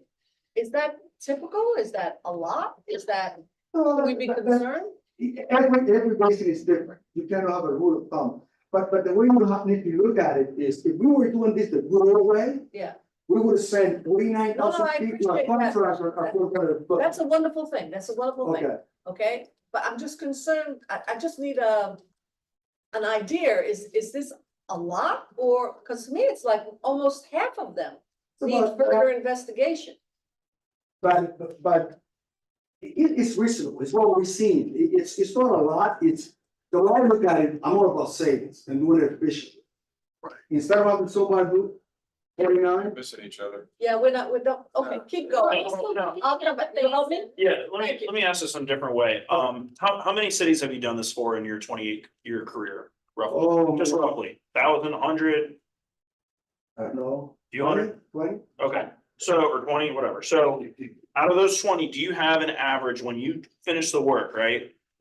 These numbers that you're giving us right now, do you have an average of how many of these are leaking, or, you know, basically what the numbers you gave us after the job is done, right? So what we're trying to figure out is the numbers that we're seeing right now, are these about average for all the work that you've done in your career? Is this abnormally high? Is it low? Like where do we kind of sit here so far? Like, No, I think this is average, I know what I remember. We are looking at the basins that we project have the most I. So the beginning of the program, we're gonna see higher numbers probably than what we'll see at the end. okay, so you guys are targeting that stuff earlier on. Okay. Yeah, I like, did we wait too long to take off this process? Yeah. If I We may, have to create a system that when you constantly look at perform, things. once you complete the smoke tests, then you have to go back in, and I'm from the old school, from the, Nothing wrong with the old school. the infiltrate, you know, the inflow and the, different types of, when you take the machinery and go into the actual sewer pipe, and you're going through there and you're locating where the leaks are infiltrating the IF. And then, of course, it sets up a station and goes through, and then after that, they go through and say they go ahead and put in the inner lining, where usually they put water and they pressure it through so it expands to that, and then they go back and then once it hardens, go through and go to the stations and hit the areas where the laterals are coming in so that it's contained within. Is that basically what you do after you, through your smoke tests, then you go back and then get more definitive locations? The answer is yes, but one thing we're also doing differently, and that's why it's more cost effective. Again, I'm all about costs. A lot of people just go with CIP, which is what you said, the inverted pipe. That's expensive. There's no need to do that. That's why we do this, so you can do maybe just a simple, you can replace, there's a sectional liner. It's CIP, by the way, I love CIP, but it's expensive. So that's kind of our last. No, I know there's, you know, it was a slip line procedure, and then there was also the, But I've been to cities and towns, they're all southern, they just want to line everything, big and big. And you still need. when you don't need to, right? There's no need. I mean, if you want to do it, I'll do it, but it's like throwing money away. Well, the cities are lining. I understand the lining is also for the infiltration inflow, but it's lining pipes extended life for the pipe. So instead of us buying a brand new pipe and doing this all excavation around the downtown, it is cost beneficial to do lining because you're extending the pipe for another 50 years. So you pretty much have a brand new pipe. And we don't want to deal with the traffic, with the roads and construction, restoration of the fancy pavers.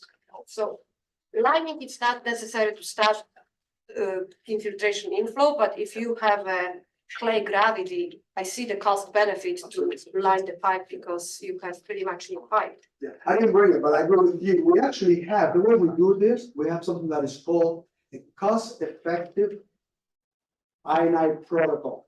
And through that, we look exactly what you're talking about. You know, there are some scenarios in which CIP is the best, especially when you don't want to excavate. It's not just to excavate, it gets to be more expensive. So but we follow a cost-effective protocol so that we identify the type of defect, we look at the conditions, and then we come up with which is the most economical and best way to do this. And then we get different types of repairs, and then we put it together for Yeah, because that's exactly where I was going in the sense of, it cuts down the open construction. So that disrupts traffic like alluded to. So we moved immediately into implementation and methodologies. I'm still interested in what are we finding and how are we using the findings to fund the program? So I'm looking on the next page when we talk about the financial overview, Okay, about the amount of money that we're requesting to do this okay. in FY 25, 26, 27, 28, and 29, okay? Can you talk a little bit about that? Why are we only spending 5 million in the next year? It's just because we don't have, Now, or I'm almost, you got more in this? I got one more. Oh, okay. Oh, What's that? Okay, anyway, so quickly, something that's critical that would really get the program, it has to do with community and communications. So from the outset of the program, we started working with the strategic communication to make sure that we are fully coordinated. And then for example, notices for SSCS activities. Yeah. This is for flow down, and this is for the sewer smoke testing, that's what we're saying, so that there's no surprises. This is the door hangers that Brandon was talking about. We try to put them, at least 24 hours. If we can give more time, that would be better. We have the website, which we're working with the communications department to ensure that it's up to date and what the decisions can go there. And then we on project science, social media. And of course, we have 24/7, which is the phone numbers and issues that call them and the email for that. Michael, you have a question on that? Are we using text message or phone as a method of communication for this? I know the city has that means, because Let's see. we get those for notification, yeah, for like this as an additional resource, I would have, John? We have the phone number, but I don't think there's any text. Yeah, no texting. Okay, because like we know those automated calls, when there's weather, when there's weather, things like that. I don't know if there's a way to target that where people can get these automated calls as another means of communication, I'm not sure if you can target it by neighborhood. Neighborhood. I think that's an all or nothing. Okay. Yeah. They might have a little breakdown, but not to the basis the way they have. I did get one of those door hangers at work. Did they get it? Yeah. And it worked? Thank you. See any black smoke? Huh? See any black smoke? No, I see like smoke. I was looking in the yard. that's a good I news. think that was my truck. You have good luck. That's good news. It's white. All right, It's white. so now just, I believe this, this is our finance, this is one more slide on full financial. We must have broken it into three. We got the budget amendment approved in February for 23 now, 23. Yeah, ladies and gentlemen, let's, because this is budget, so we need to Yes, talk let's about vote. this. So in February 2024, we're gonna approve an additional 23 million. We also, under the individual project funding for priority basis, we got an additional 9, right? And then the department signed a plan for proposed CIP from 25 through 29 is shown, and this totals up about 66 million that we have. Now, depending on an I reduction target, how much INAD we actually want to reduce, the bad conditions, and we're still working on the preliminary numbers. We believe there might be a deficit we probably want to need more money to do what we need to do. But at this point, preliminary, we're looking at everything, and we just want to kind of give you an update on the costs. So what is the $9 million that was additional? Or is that part of the original So- 23? Yeah, so the 23 million is in the project number 12214, which Adura is funded out of. And there may be other efforts that are also done under that project number.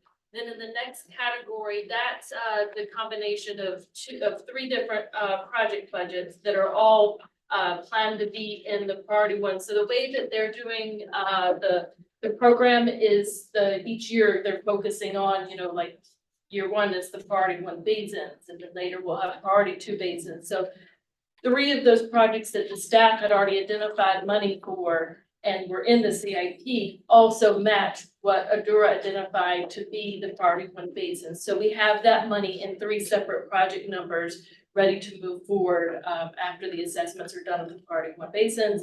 And then we've got the CIP funding that's all your future money. So we already have money, the 9 million is already in the budget. Yeah, in individual those project projects. budgets. Mhm. Okay, and then you're asking for an additional 5 million starting in 2025 to keep going. The CIP, originally, the staff had actually asked for 15 million around in FY 25. Yeah. But when we, had, new projects, water sewer competing efforts, what was approved for FY 25 is the 5 million. And then in the subsequent years, it's around 15 million. So you're confident that we can do in FY 25 another 5 million of these projects? Okay, and by then, by the end of 2025, how much of this problem will we have solved? Do you think? That's a good question. Oh, okay. Let's see. Because we've been doing this for a couple of years now. No, I'm trying to give you a good, I'm trying to give you the. No, You know, we're going down about, the next year, we're going down about, I would say, 25% of our bases. by next year, we will have done 2025, by 2025. 25% of our bases, 25 to 30% of our bases. All right, so we still have, A program like this, if you look at expenditures, yeah. it's a bell curve. Uh-huh. It's a bell curve, and it's a 5-year program. And what that means is, at the beginning, we do the planning, what I call the wise thinking, we are already going with some of the contracts that the CRA in place, we monitor and watching those also. So you start spending money, and then towards the end of year 2, 3, that's when you get to the peak. And then, of course, you ramp it down after on year 4 and 5. So it's a bell curve expenditure. So right now, you're looking for problems. You haven't started fixing any problems, right? The CRA has been fixing problems, right? We have some ongoing projects where we are doing, I&I, both CTV and lining actively. Yeah, so So the 23 million, that's study, citywide, right? The I&I program? Is that the citywide citywide, right. I&I study, the night runs, the smoke testing? That's just the study. No, It's all that- the programmatic things. We have a task order with Adora that's a 3-year task order for 14 million that covers the different programmatic items. The additional monies, we'll be spending on the efforts that, need to be focused on. So that 23 million includes the study, all the good work, plus actual capital construction. Well, we wanted it to be a 5-year program. So after the 3 years, hopefully, if they're doing a good job, their contract get renewed, and then we'll have a couple more years to fund the program manager. But we pulled money in from projects so that we could do what we needed out of one account. So it may be spent on other efforts. Okay, Peter? So I'm looking at the water and sewer bond expenditures summary, and you have I&I with a budget of 40 million, actual spent 15 million. Encumbrance is not much. Remaining balance 25 million. Is there any way to relate what you're showing there to the 40 million budget?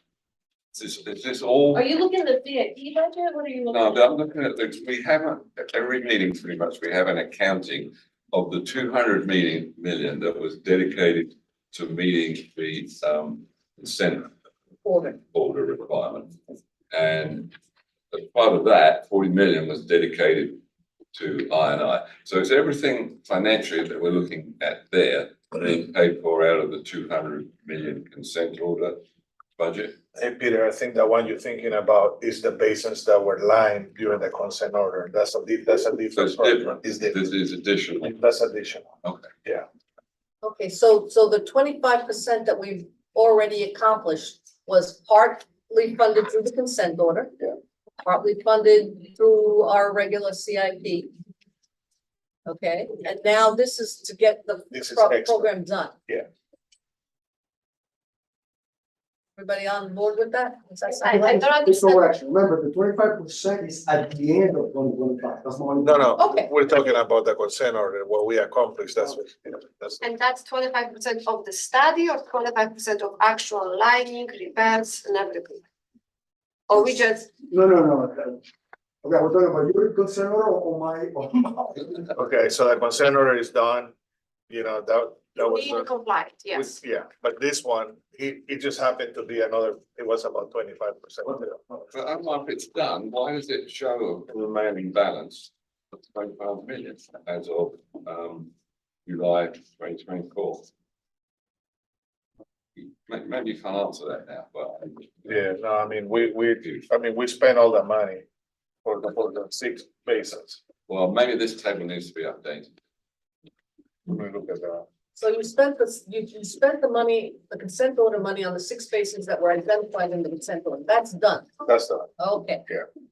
So by the time 2025 finishes with your additional work, we should be at 25% solving the problem. Plus, Okay. It's taken a long time to get to 25%. But we're working on it. We're working on it. So, Right. sorry, so we fix a basin or, you know, whatever you said, I think you said it was about a 10-year lifespan, right? That was a number that you mentioned for which one? for any repairs that we make, right? So if we fix a basin, right, or anything that's wrong here, right? I think I remember you mentioning it was 10, it's like basically we can rely on that for 10 years, that fix. Depends Right. on what the fix is. Lining could last 50 years, but it's plenty for 10 years. Maybe it's a manhole or something, I don't remember what it Oh, was. what's about the manual? Manhole, yeah, so let's assume we fix a manhole today, right? Is there a way, what are we doing as a city to, or I don't know, at a contracting level to track that in 10 years that we re-inspect this thing and we have a process basically in place that, you know, we're not having to go through this whole thing again and we can keep up and maintaining something that was fixed 10 years ago, 10 years later, so it doesn't kind of fall through the cracks. Does that make sense? Is that? Shouldn't it go into Alan? City Works? That's what I was thinking. Yeah. Well, it sounds like they already have a job change order process, so it would be. Would go into City Works. I just want to make sure the work that we're doing now doesn't get forgotten about in 10 years when it comes time to maybe looking at that and doing it again, right? Alan, you could That's the probably first thing. part of that. As part of the management of the system, we look at the run times on all of the lift stations every month. Right. And when we get close to that 10 hours of pump average runtime, we know that it's either getting more capacity issues that we've added on board, buildings go into it, or we're starting to get a I&I problem again. So that's something that every month is monitored, and that helps to direct us to look at what's going on in the station, because your flow rates are increasing, you know, and we can see that over time. But I think the That's probably question, the biggest. I think the question is that once this length of pipe gets fixed, Yep. it goes into City Works, and we know that length of pipe has been fixed. Right, That was the Manhole question. or whatever it is. right. But where we will see the indicator of it Right. will be at the pump station. Yes, yes. Well, yeah, we learned that the last time around. Yeah. It's the pump station that's the key. So that'll Okay. key us, and then that will drive going into an inspection of it, evaluating the system feeding into the pump station, see if it needs to be relined or replaced again. And actually, a little while ago, you gave us a presentation of an analysis of the pump station run times in the areas that were fixed under the bond program, okay? And while it was like an avatar for whether it was working or not, the runtime, the electricity to those pump stations went down. Right. So we're gonna, part of your work to give us some feedback and loose feedback on is the program working? In other words, is part of your contract to now go back after the Absolutely. and you'll be able to do some testing to see, this was my baseline before I fixed this section. And this is what the pump station is doing after I fix that section. Absolutely. Okay, This project is a little bit different from any engineering project, because this is really what I call performance contract. okay, This job, if I reduce the I&I will get fired. So part of that is how do you see your progress? Okay. Is through KPIs. So we're gonna show you through KPIs, how many bases are coming into compliance, which is the pump station that Adam was talking about. And then we're gonna be able to track by pump station, how much I&I we're reducing, and then our system as a whole. And then the better part is when you go to the plant, the GTL, we have to see the reduction there. So, and we're gonna have, we already have a dashboard that shows all that. wonderful, yes. Ralph. Have you run into very much, the old Orangeburg laterals that, the old days that, connected, to the main, and then I guess in recent times, they're trying to put a clean out at the property line, right of way line too, so that it. Yeah. Have you run into many problems where the old Orangeburg attached to the sewers has caused the II? Yes, sir, we do. Clay and the orange part is horrible. I mean, they were good back then. Nowadays, we just, we find them, especially replace them with. We can either line them depending on, some people have this beautiful mansion. They don't want, you gotta wait so we go with lining. Lining works well and expanding. We can go one or two sizes bigger. Or we help you to excavate the lateral. But you're right, those we find all the time and we gotta replace them. Just curious. No, absolutely. But Ralph brings up an interesting question, which I actually have is, we're doing all of the city-owned pipes. What about the pipes from the city street, from where it attaches to the city system, going into people's houses? Those are leaking too, causing I. This is not involved in that. Well, actually, we thought about that. By the way, what we found on experience is that after we fix the public side, the main line and the lateral up to the clean out or to the property line, guess what? Leaks happens in front of the property. Yeah. So part of this program, we're working with the city to, what can we do to enforce, and we're not enforcing, but what can we do to motivate the private owners to fix or replace the pipe, right? So we actually, as another part of the task that we're doing is, what do we have in place and how can we change it so that they will replace their pipe? That's a very good point, it's critical. If you don't do that, This I'll is go in seawalls, the this is presentation. seawalls all over again. This is seawalls all over again. Because if you're not gonna give grants or tax abatements or something to people to do it, We're looking at different options, and we've done it before, we're looking, by the way, that task hasn't started yet, but we're looking, see with the city, and look what options are there. okay. For example, okay, anyway, so No, whatever. thank you. Yeah, this is. That's a money good well point, spent. by the way, that's Money an well awesome. spent. Peter, So I think- almost I last think question. I think Omar has a bit of an update, exactly where this money is coming from. Omar, Yeah. yeah, you have an update? Well, I You and Peter spoke? explained to him here that some of the money, the balance left is what's left for this work. So we're So- using some of the bond money for this. Well, no, it's on the budget here, it's on the total for 397. But the remaining balance on I is still like 25 million, so 23 million of this is part of that. It's not bond money, it's money that was in the CIP Okay. for I. It's on the table, it's Yeah. for. Okay, well, it's, the bottom line is, we have enough money to keep doing this and rock and rolling on getting this done. Yeah. We're good. We don't have to yell and scream about budget, we don't have enough money. Correct. Excellent. Okay, anybody else have any more questions on this one? Yes, Mike. So on the program overview, looks like the estimated MGDs from I removal basically would be ultimately down the line would be 6 million MGDs, right? Or I'm sorry, six MGDs, so 1 million gallons a day, right? We're looking between 6 to 9 MGD, right? But it also So varies with how much you invest. what's that? It also varies with what your budget is. Oh, okay. So let me ask you this, in removing 6 MGDs, what kind of effect does that have on the system overall? Like, at scale, at the scale that we're at right now, like what? Okay, so given the capacity challenge that we've had over the past couple years and knowing that we're adding into the system about 1 MGD of additional development every year, you're talking about probably 6 to 8 years of time before we start doing other improvements to the plant.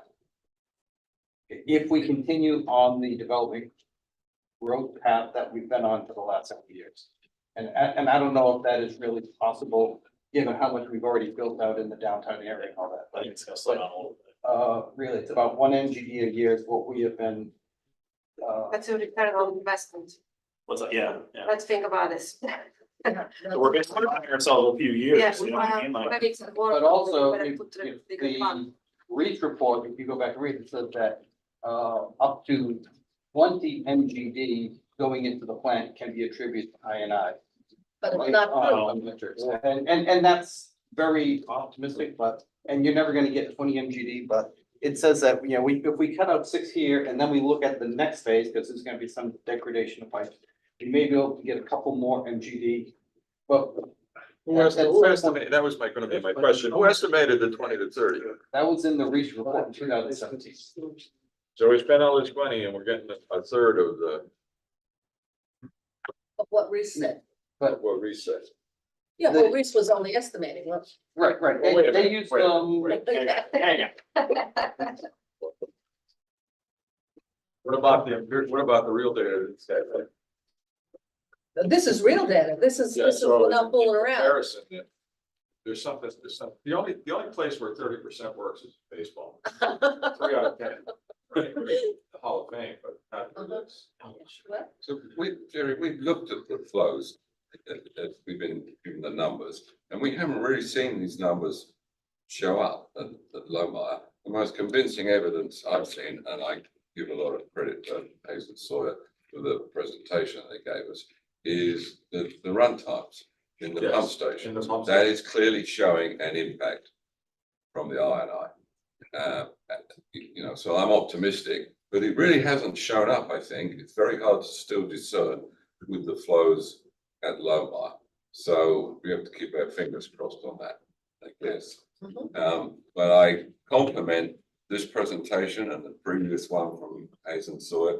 They've clearly got a grasp of this. In fact, I could see that the profession would probably welcome a paper on this.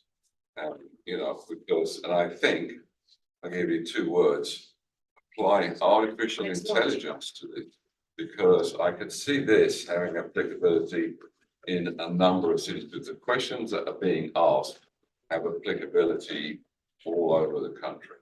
And I think you guys are at the cutting edge of this. And if I could follow up on Michael's question, I mean, with the sewage treatment plant, we did a paperwork increase in terms of capacity by changing the permit number. We went from 40 to 60, okay? And we're rapidly filling up to 60. If we're only gonna get 6 MGD out of this for all the money that we're spending, we're starting to pump, we're gonna be starting to bump up to that number. And what happens when you bump up to that number? We know we can do another paperwork change. I mean, can we keep going, or is the bottom line no more the injection wells? To build a new one. Right now, the injection wells are the limiting factor that we have. We just did clean up, but again, if we keep on growing, at some point, there's a physical maximum we can do. And at that time, we need to look at how do we increase the capacity of the plant itself or build a new plant. And we're many years away from having to cross that line. But we do need to start planning for it. At some point, we will, if we continue growing. And we know that GTL has got to find that capacity, design capacity. But it's not GTL, it's the injection wells. Well, GTL, the injection wells. is 90, GTL is 90. We Right. could go a long time to get to 90. Right, so the first thing will be the injection wells. Right. And then I believe it's the clarifiers would become the next limiting factor that we have in the plant. And what are the bottom line number on the injection wells? I believe it's 92 by design capacity, 92 MGD. So we could. But right now, we are not, that's the design capacity, but I don't think we are physically able to inject that much right now. We start having issues before we get to that point. Well, when you get to that, when you get close to that, it goes to the intracoastal, the treaty. Yeah, well, we can't be doing that. Right, No, we cannot. But they're cleaning the wells now more often than they were. I know, and that was a wonderful thing, and we talked about that. That gets you another little bit. But at some point, you can't keep getting another little bit here and another little bit there. At some point, you gotta stop. One of the things that we are doing in our budget this year is we're putting in some money to redo the strategic master plan. To go back, just like we did with Greece 10 years ago, and look at the entire system and say, what improvements do we need to plan for over the next 20 years? And they absolutely are gonna have to look more at GTL and the overall system based on the current projections to determine, is it, we look at a injectional project, or do we look at a package plant somewhere else? And give us some recommendations for the entire system, not just that one piece. Well, maybe we should be doing that sooner rather than later. Studying the whole system. Studying the whole system. I mean, That's- Reese 10 years on. Well, that's where I'm, Right, well, that's what we put in the budget, $3 million in order to do that study. Where, which budget? This budget? In the 2025 budget coming up. Oh, so we should all be supporting what in the 2023? Where is it so we can write letters? It's in the CIP. Where? In the 2025 CIP that will be considered in September. That is one of our budget requests under water and sewer program. Okay. Is to do an update to the strategic master plan. And part of that will be analysis of GTL, the entire collection system. The injection, all of that would be evaluated as part of that. Jerry? so if we're talking about the capacity of the system, we've been talking 85% of our discussion has to do with the wet work. The liquid that comes out of the plant. What about the biosolids? Where do they go? Larger headworks. We have a contract for disposal. Yeah. There's, well, that's landfill For agriculture, or what? for agriculture. Yeah, that's PFAS is coming to play there. But you can't bury this stuff with no stuff in it. It is, well, it's still, there's a limited sites from 150 permitted sites because the phosphorus low, new lows on the phosphorus, not necessarily PFAS yet, on the nitrates. They reduced the sites, permitted sites in the state of Florida to 50. So we are fighting against another city who's gonna put the biosolids in the landfill. So I Yeah, do. nobody wants But Fort Lauderdale is a part of the regional solution for the biosolids. That it's led by the Broward County. I know Fort Lauderdale participate in a study, they pay they do. It's 11 municipalities. We're thinking of the regional solution, maybe in the Broward County side to have an incinerator. So all the biosolids would go, because right now we're competing against each other. Whoever is We're gonna gonna be the burn it? best. We're gonna have to burn the bike? Oh, my goodness. Palm Beach is doing that already. Miami-Dade is thinking they actually have a bigger problem than Broward County for the biosolids. So it is. Comprehensive strategic master plan. Can you please tell me exactly where it is so that we can we could send a communication. I think we should send a communication. Just suggestions. We should be sending a communication to the commission now. Because they're gonna be doing the budget in September. To say that we support funding an update to the I wish you brought this up. I mean, this is important. And I'm concerned about development in other cities too, because remember, we're also taking capacity on from other cities, right? So, I mean, how do we estimate? I don't know if that's, gonna be part of the estimate as well, is like how much more development is gonna be happening outside of Fort Lauderdale, especially given how developed Fort Lauderdale is and how expensive it is here now. Other cities are it's gonna pan out. That's true. That's true. Can you give me the place? I'm trying to find it in the budget right now. So we generate. Well, you know what? Maybe we don't need to know the exact one.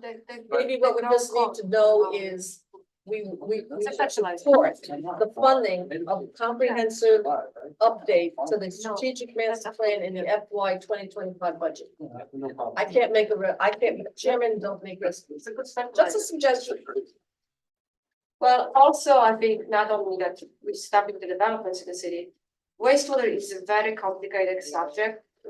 It's hard to get rid of. Nobody wants your wastewater, right? The drinking water, you can have an interconnect, you can purchase from Broward County Utilities, you can purchase from Pompano. Everybody seems to be a nice clean business, seems to be willing to sell. If it comes to the wastewater, nobody wants to buy. And with upcoming computations on the biosolids, we already got smashed by the Florida state. It comes to the nitrates. Who knows what's gonna happen with PFAS? So I do appreciate that Broward County is thinking of the regional solution.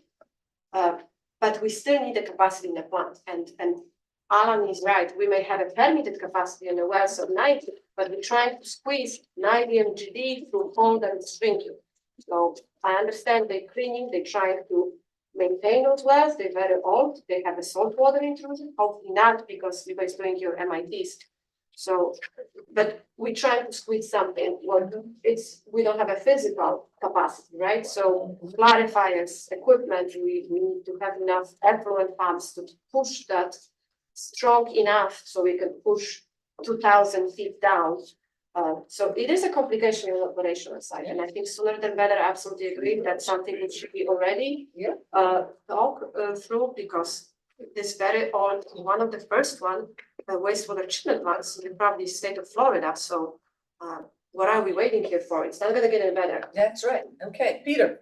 So I'd like to make the motion that the ITF supports and recommends the updating of the, and what's it called, the comprehensive utilities strategic. I would just, utility strategic master plan.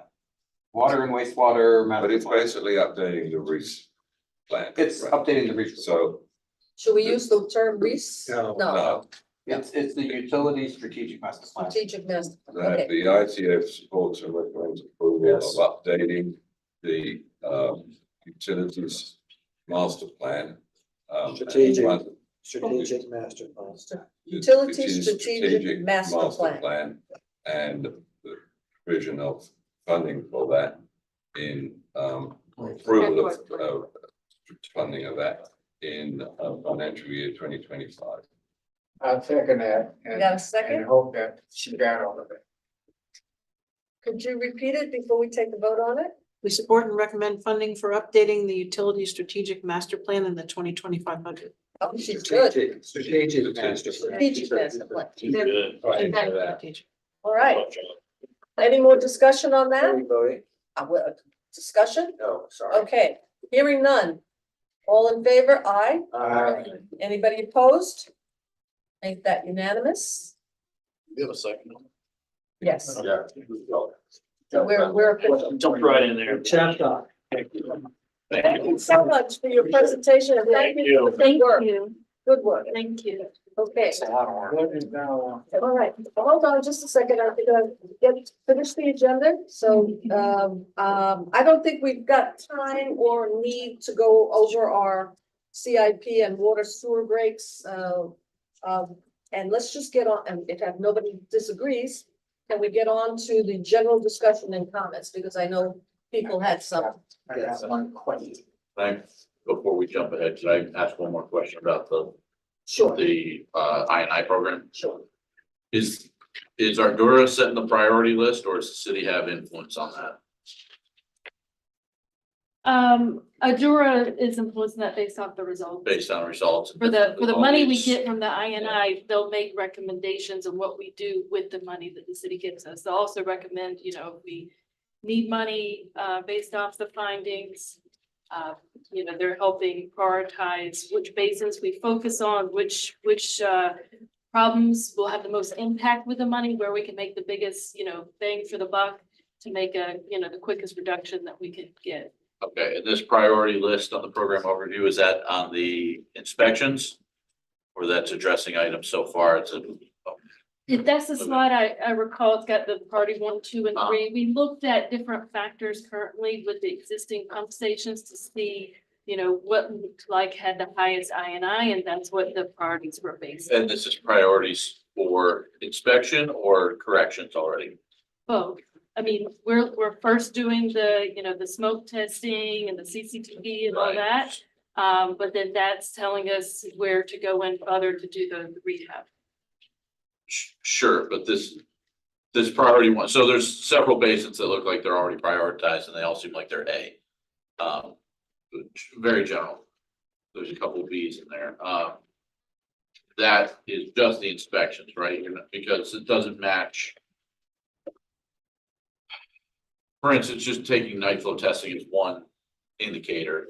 Right, that's just one indicator, correct. So this is potentially a list of, We looked at saltwater intrusion, they looked at a number of things, with data, existing data we have to figure out, because we can't smoke test the whole city at one Right. time, or CCTV the whole city at one time, so we take 10 based off of different criteria. So this is just inspection priority. Okay. Yeah. All right, thank you. Will we get a copy of that presentation sent to us? Yeah, we did. Definitely, so we could like see it again.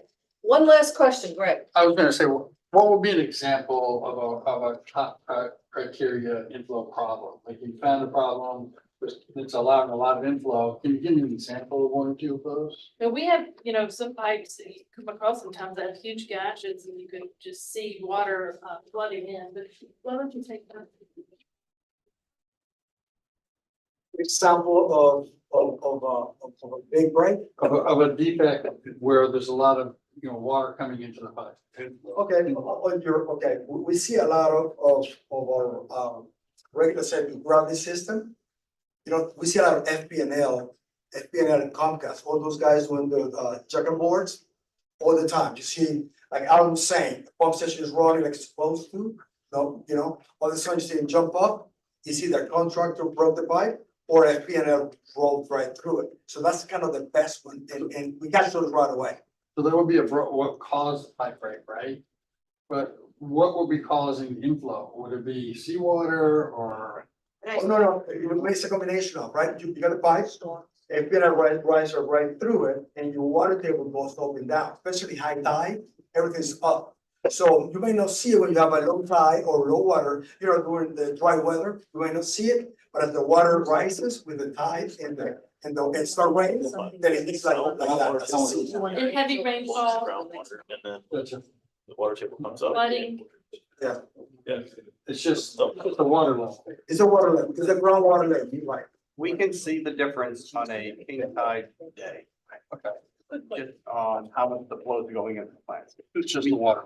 Within a matter of a few hours after an extremely heavy rainstorm, we can see the difference in the plant where the June event that we had, we had all the heavy rain on June 12th. Within a matter of hours, we were peaking 30-40 MGD higher at the plant. Gotcha.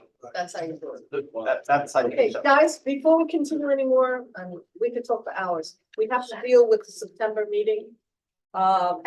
Yes, the September meeting, apparently, it's on Labor Day, and I don't think anybody is coming on Labor Day. So can we, move the, September meeting to the next Monday, the second Monday, as opposed to the first Monday? Ninth. Yes. All right, somebody make a motion, please. I move that September meeting of the ITF be held on Monday, September 9th. Second, okay, everybody in favor, say aye. Aye. Any opposed? Excellent, okay. We have one more item on the agenda, and that's general discussion and comments. This is our opportunity. I have Roosevelt had one, and then James has one. Go ahead, James. Well, I have a couple of things actually. Thank you. So first of all, I don't know if anyone has also seen this. This is the city of Fort Lauderdale's FY 2025 City Commission priorities and themes. Infrastructure and resilience were part of that. I'm just gonna quickly read. Plant infrastructure, plan for the future capacity requirements of the George T. Lomar plant. Enhance waterway quality. E.g. create a chief waterways officer. Stormwater drainage clean. Address flooding from upstream water sources. Expand the utility undergrounding program. And then the next couple are, encourage commercial recycling and enhance the green and routine program. Explore funding opportunities for dredging city canals. Expedite ordinance creation for tree canopy and trash ordinance. So that's under infrastructure. This is from the city commission. Next, I want to say that we spent a lot of time discussing our city hall recommendations, and we came to a final, and then we made some final revisions that Marilyn brought forward to city commission. But I don't recall ever seeing a copy of the final that was sent, that was presented at the city commission. We gave it out at the meetings. I'll get you that. Can they staff send it out to us? Absolutely, yeah. Okay, that would be Yeah. good. You're right, because it was last minute, so. It was very last minute, right? Can we have the staff please send a copy of the final recommendation to all the members? City clerk should have a copy. I'm sure the We city did. clerk has, because we gave it to him. Yeah. At that meeting. Okay, also at the last city commission meeting, there was a city hall presentation by the Urban Land Institute. I encourage everybody here to watch that if they are interested to see what another organization that was commissioned by the city presented and the response from the city commission regarding that presentation. When was that considered? That was July 2nd. July. Was there anything that really stuck out where they, Yeah, there were a couple things there. One was they wanted all city departments to use city hall, Oh, that's huge. yeah, good luck with that. including It's the urban planning land. and development. That's just the parking lot for the employees. Gentlemen, Yeah. ladies and gentlemen, before you get excited, this was one of those, freebies that we get from ULI. And one of the freebies was before the city asked us to do an outreach, was ULI was gonna do a replacement for City Hall. So it was really it was almost like a student presentation. What would happen if you brought everybody back? It's 800 people, it's 700 cars. It was not well received, and it was, thank you very much, and we're going with the infrastructure task force. Right. Okay, gotcha. Good. So, You don't have to watch. Thank No, you. we don't have to worry. well, if you're interested. They're good, they're very good, but they were given a horrible. I agree, it was like a student presentation. We appreciate them. The final thing I wanted to say is, and this came up a little bit earlier, that there was a presentation also on that same day regarding the police department's new building. It was pretty shocking news that we found out that there have been engineering errors, human errors made in designing of the building. It's caused significant problems and they don't have a resolution. And John Herbst said, tear it down. Can I ask that a question? Yes, please, go right ahead. If I remember correctly, any additional cost, and there will be, is borne by the construction company and the person who draw up the plan. It's not gonna cost the city anything to correct this, so I remember. Okay, so that is not our project and I won't speak for it. But what I heard the assistant city manager say was that the company that did the design had taken responsibility for Okay, that error.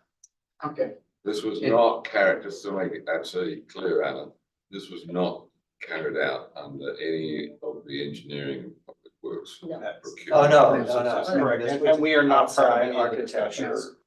AECom engineers. Yeah. It was- Well, then there's a lesson there possibly, but It is a lesson that when you pay $300 per hour to the engineering consultant, he better design this correctly. No, I have the lesson, and the lesson was actually spoken about at the meeting.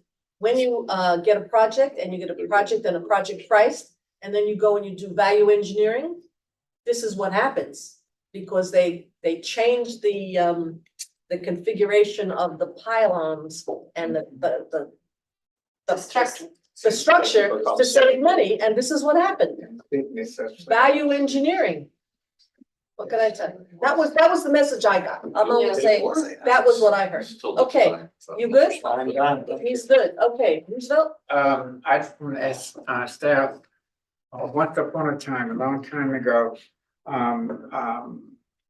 we asked as a committee that whenever a project was decided not to be implemented or delayed, any monies that would move to a current project or one that would scheduled to be happening before the one that was delayed, that we would get a printout of where that money from the delayed project is being applied in the current budget or the current use. And I know that there's money is being moved, but we haven't seen any reports, and I would like that. And that's not, I'm not trying to trap anybody, but we are talking about, I mean, I don't make much as you guys do, but you know, I got a couple of tax dollars in there too, and I wanna know where the money is going. In some cases, where it came from when we enhance a project. So we do this through budget amendments. So is that what you wanna see with the I budget want to amendments? see, I want a report to say money was moved from project A because project A is being delayed for 3 years. And we are moving that money to project B. That we asked for that a long time ago, but for some reason that reporting process dried up and we don't get that anymore. I don't think we ever. I don't remember that. No, we talked about this, when it was the Ocean Drive Bridge. When we had money in the budget for the Ocean Drive Bridge, $3 million, whatever it was, and then we went over and we got surtax funds for it. Where did the $3 million for the Ocean Drive Bridge go? And I think we said, or as I recall the conversation, it went into another bridge or it went into some other transportation project.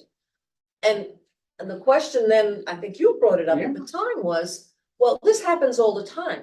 You know, we had money left over in project A and then now we moved it over to project B, which is, I'm not saying it was wrong or it wasn't a good decision. I'm just saying. Need to know, because I know when I look at the agendas and I see these things and it was, you can't read them. So you Maybe want, Laura Reese can read them. I can't read them. But I think the document that you want is the budget amendment. There's 12 a year. And it has a breakdown of all the time that money is being moved from one funding source from one project to another. And we can just provide that and highlight, here's the public works ones.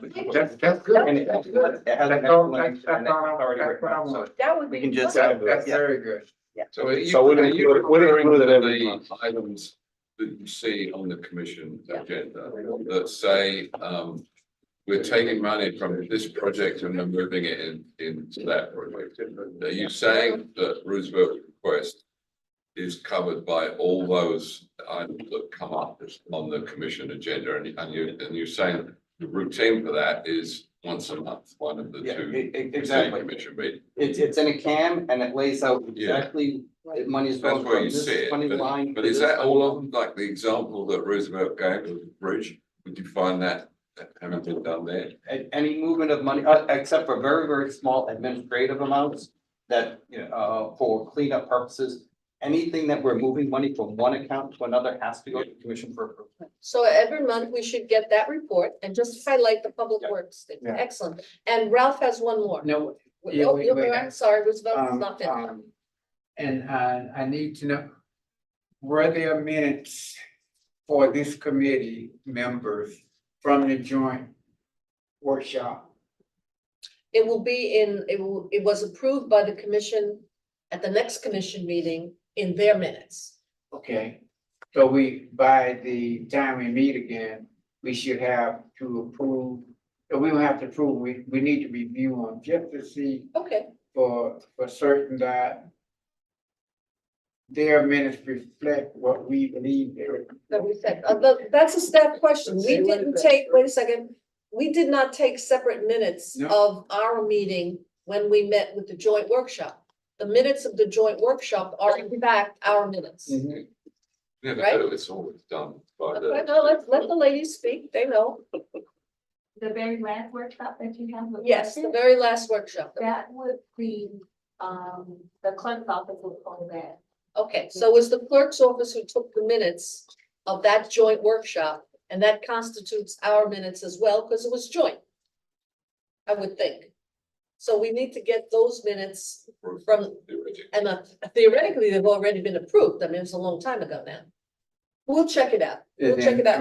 My last question would be, the cost of the new city hall and the current rent for displacement, have that money now been located as to how we gonna pay for that and pay for ongoing costs as it relate to renting and whatever else we doing?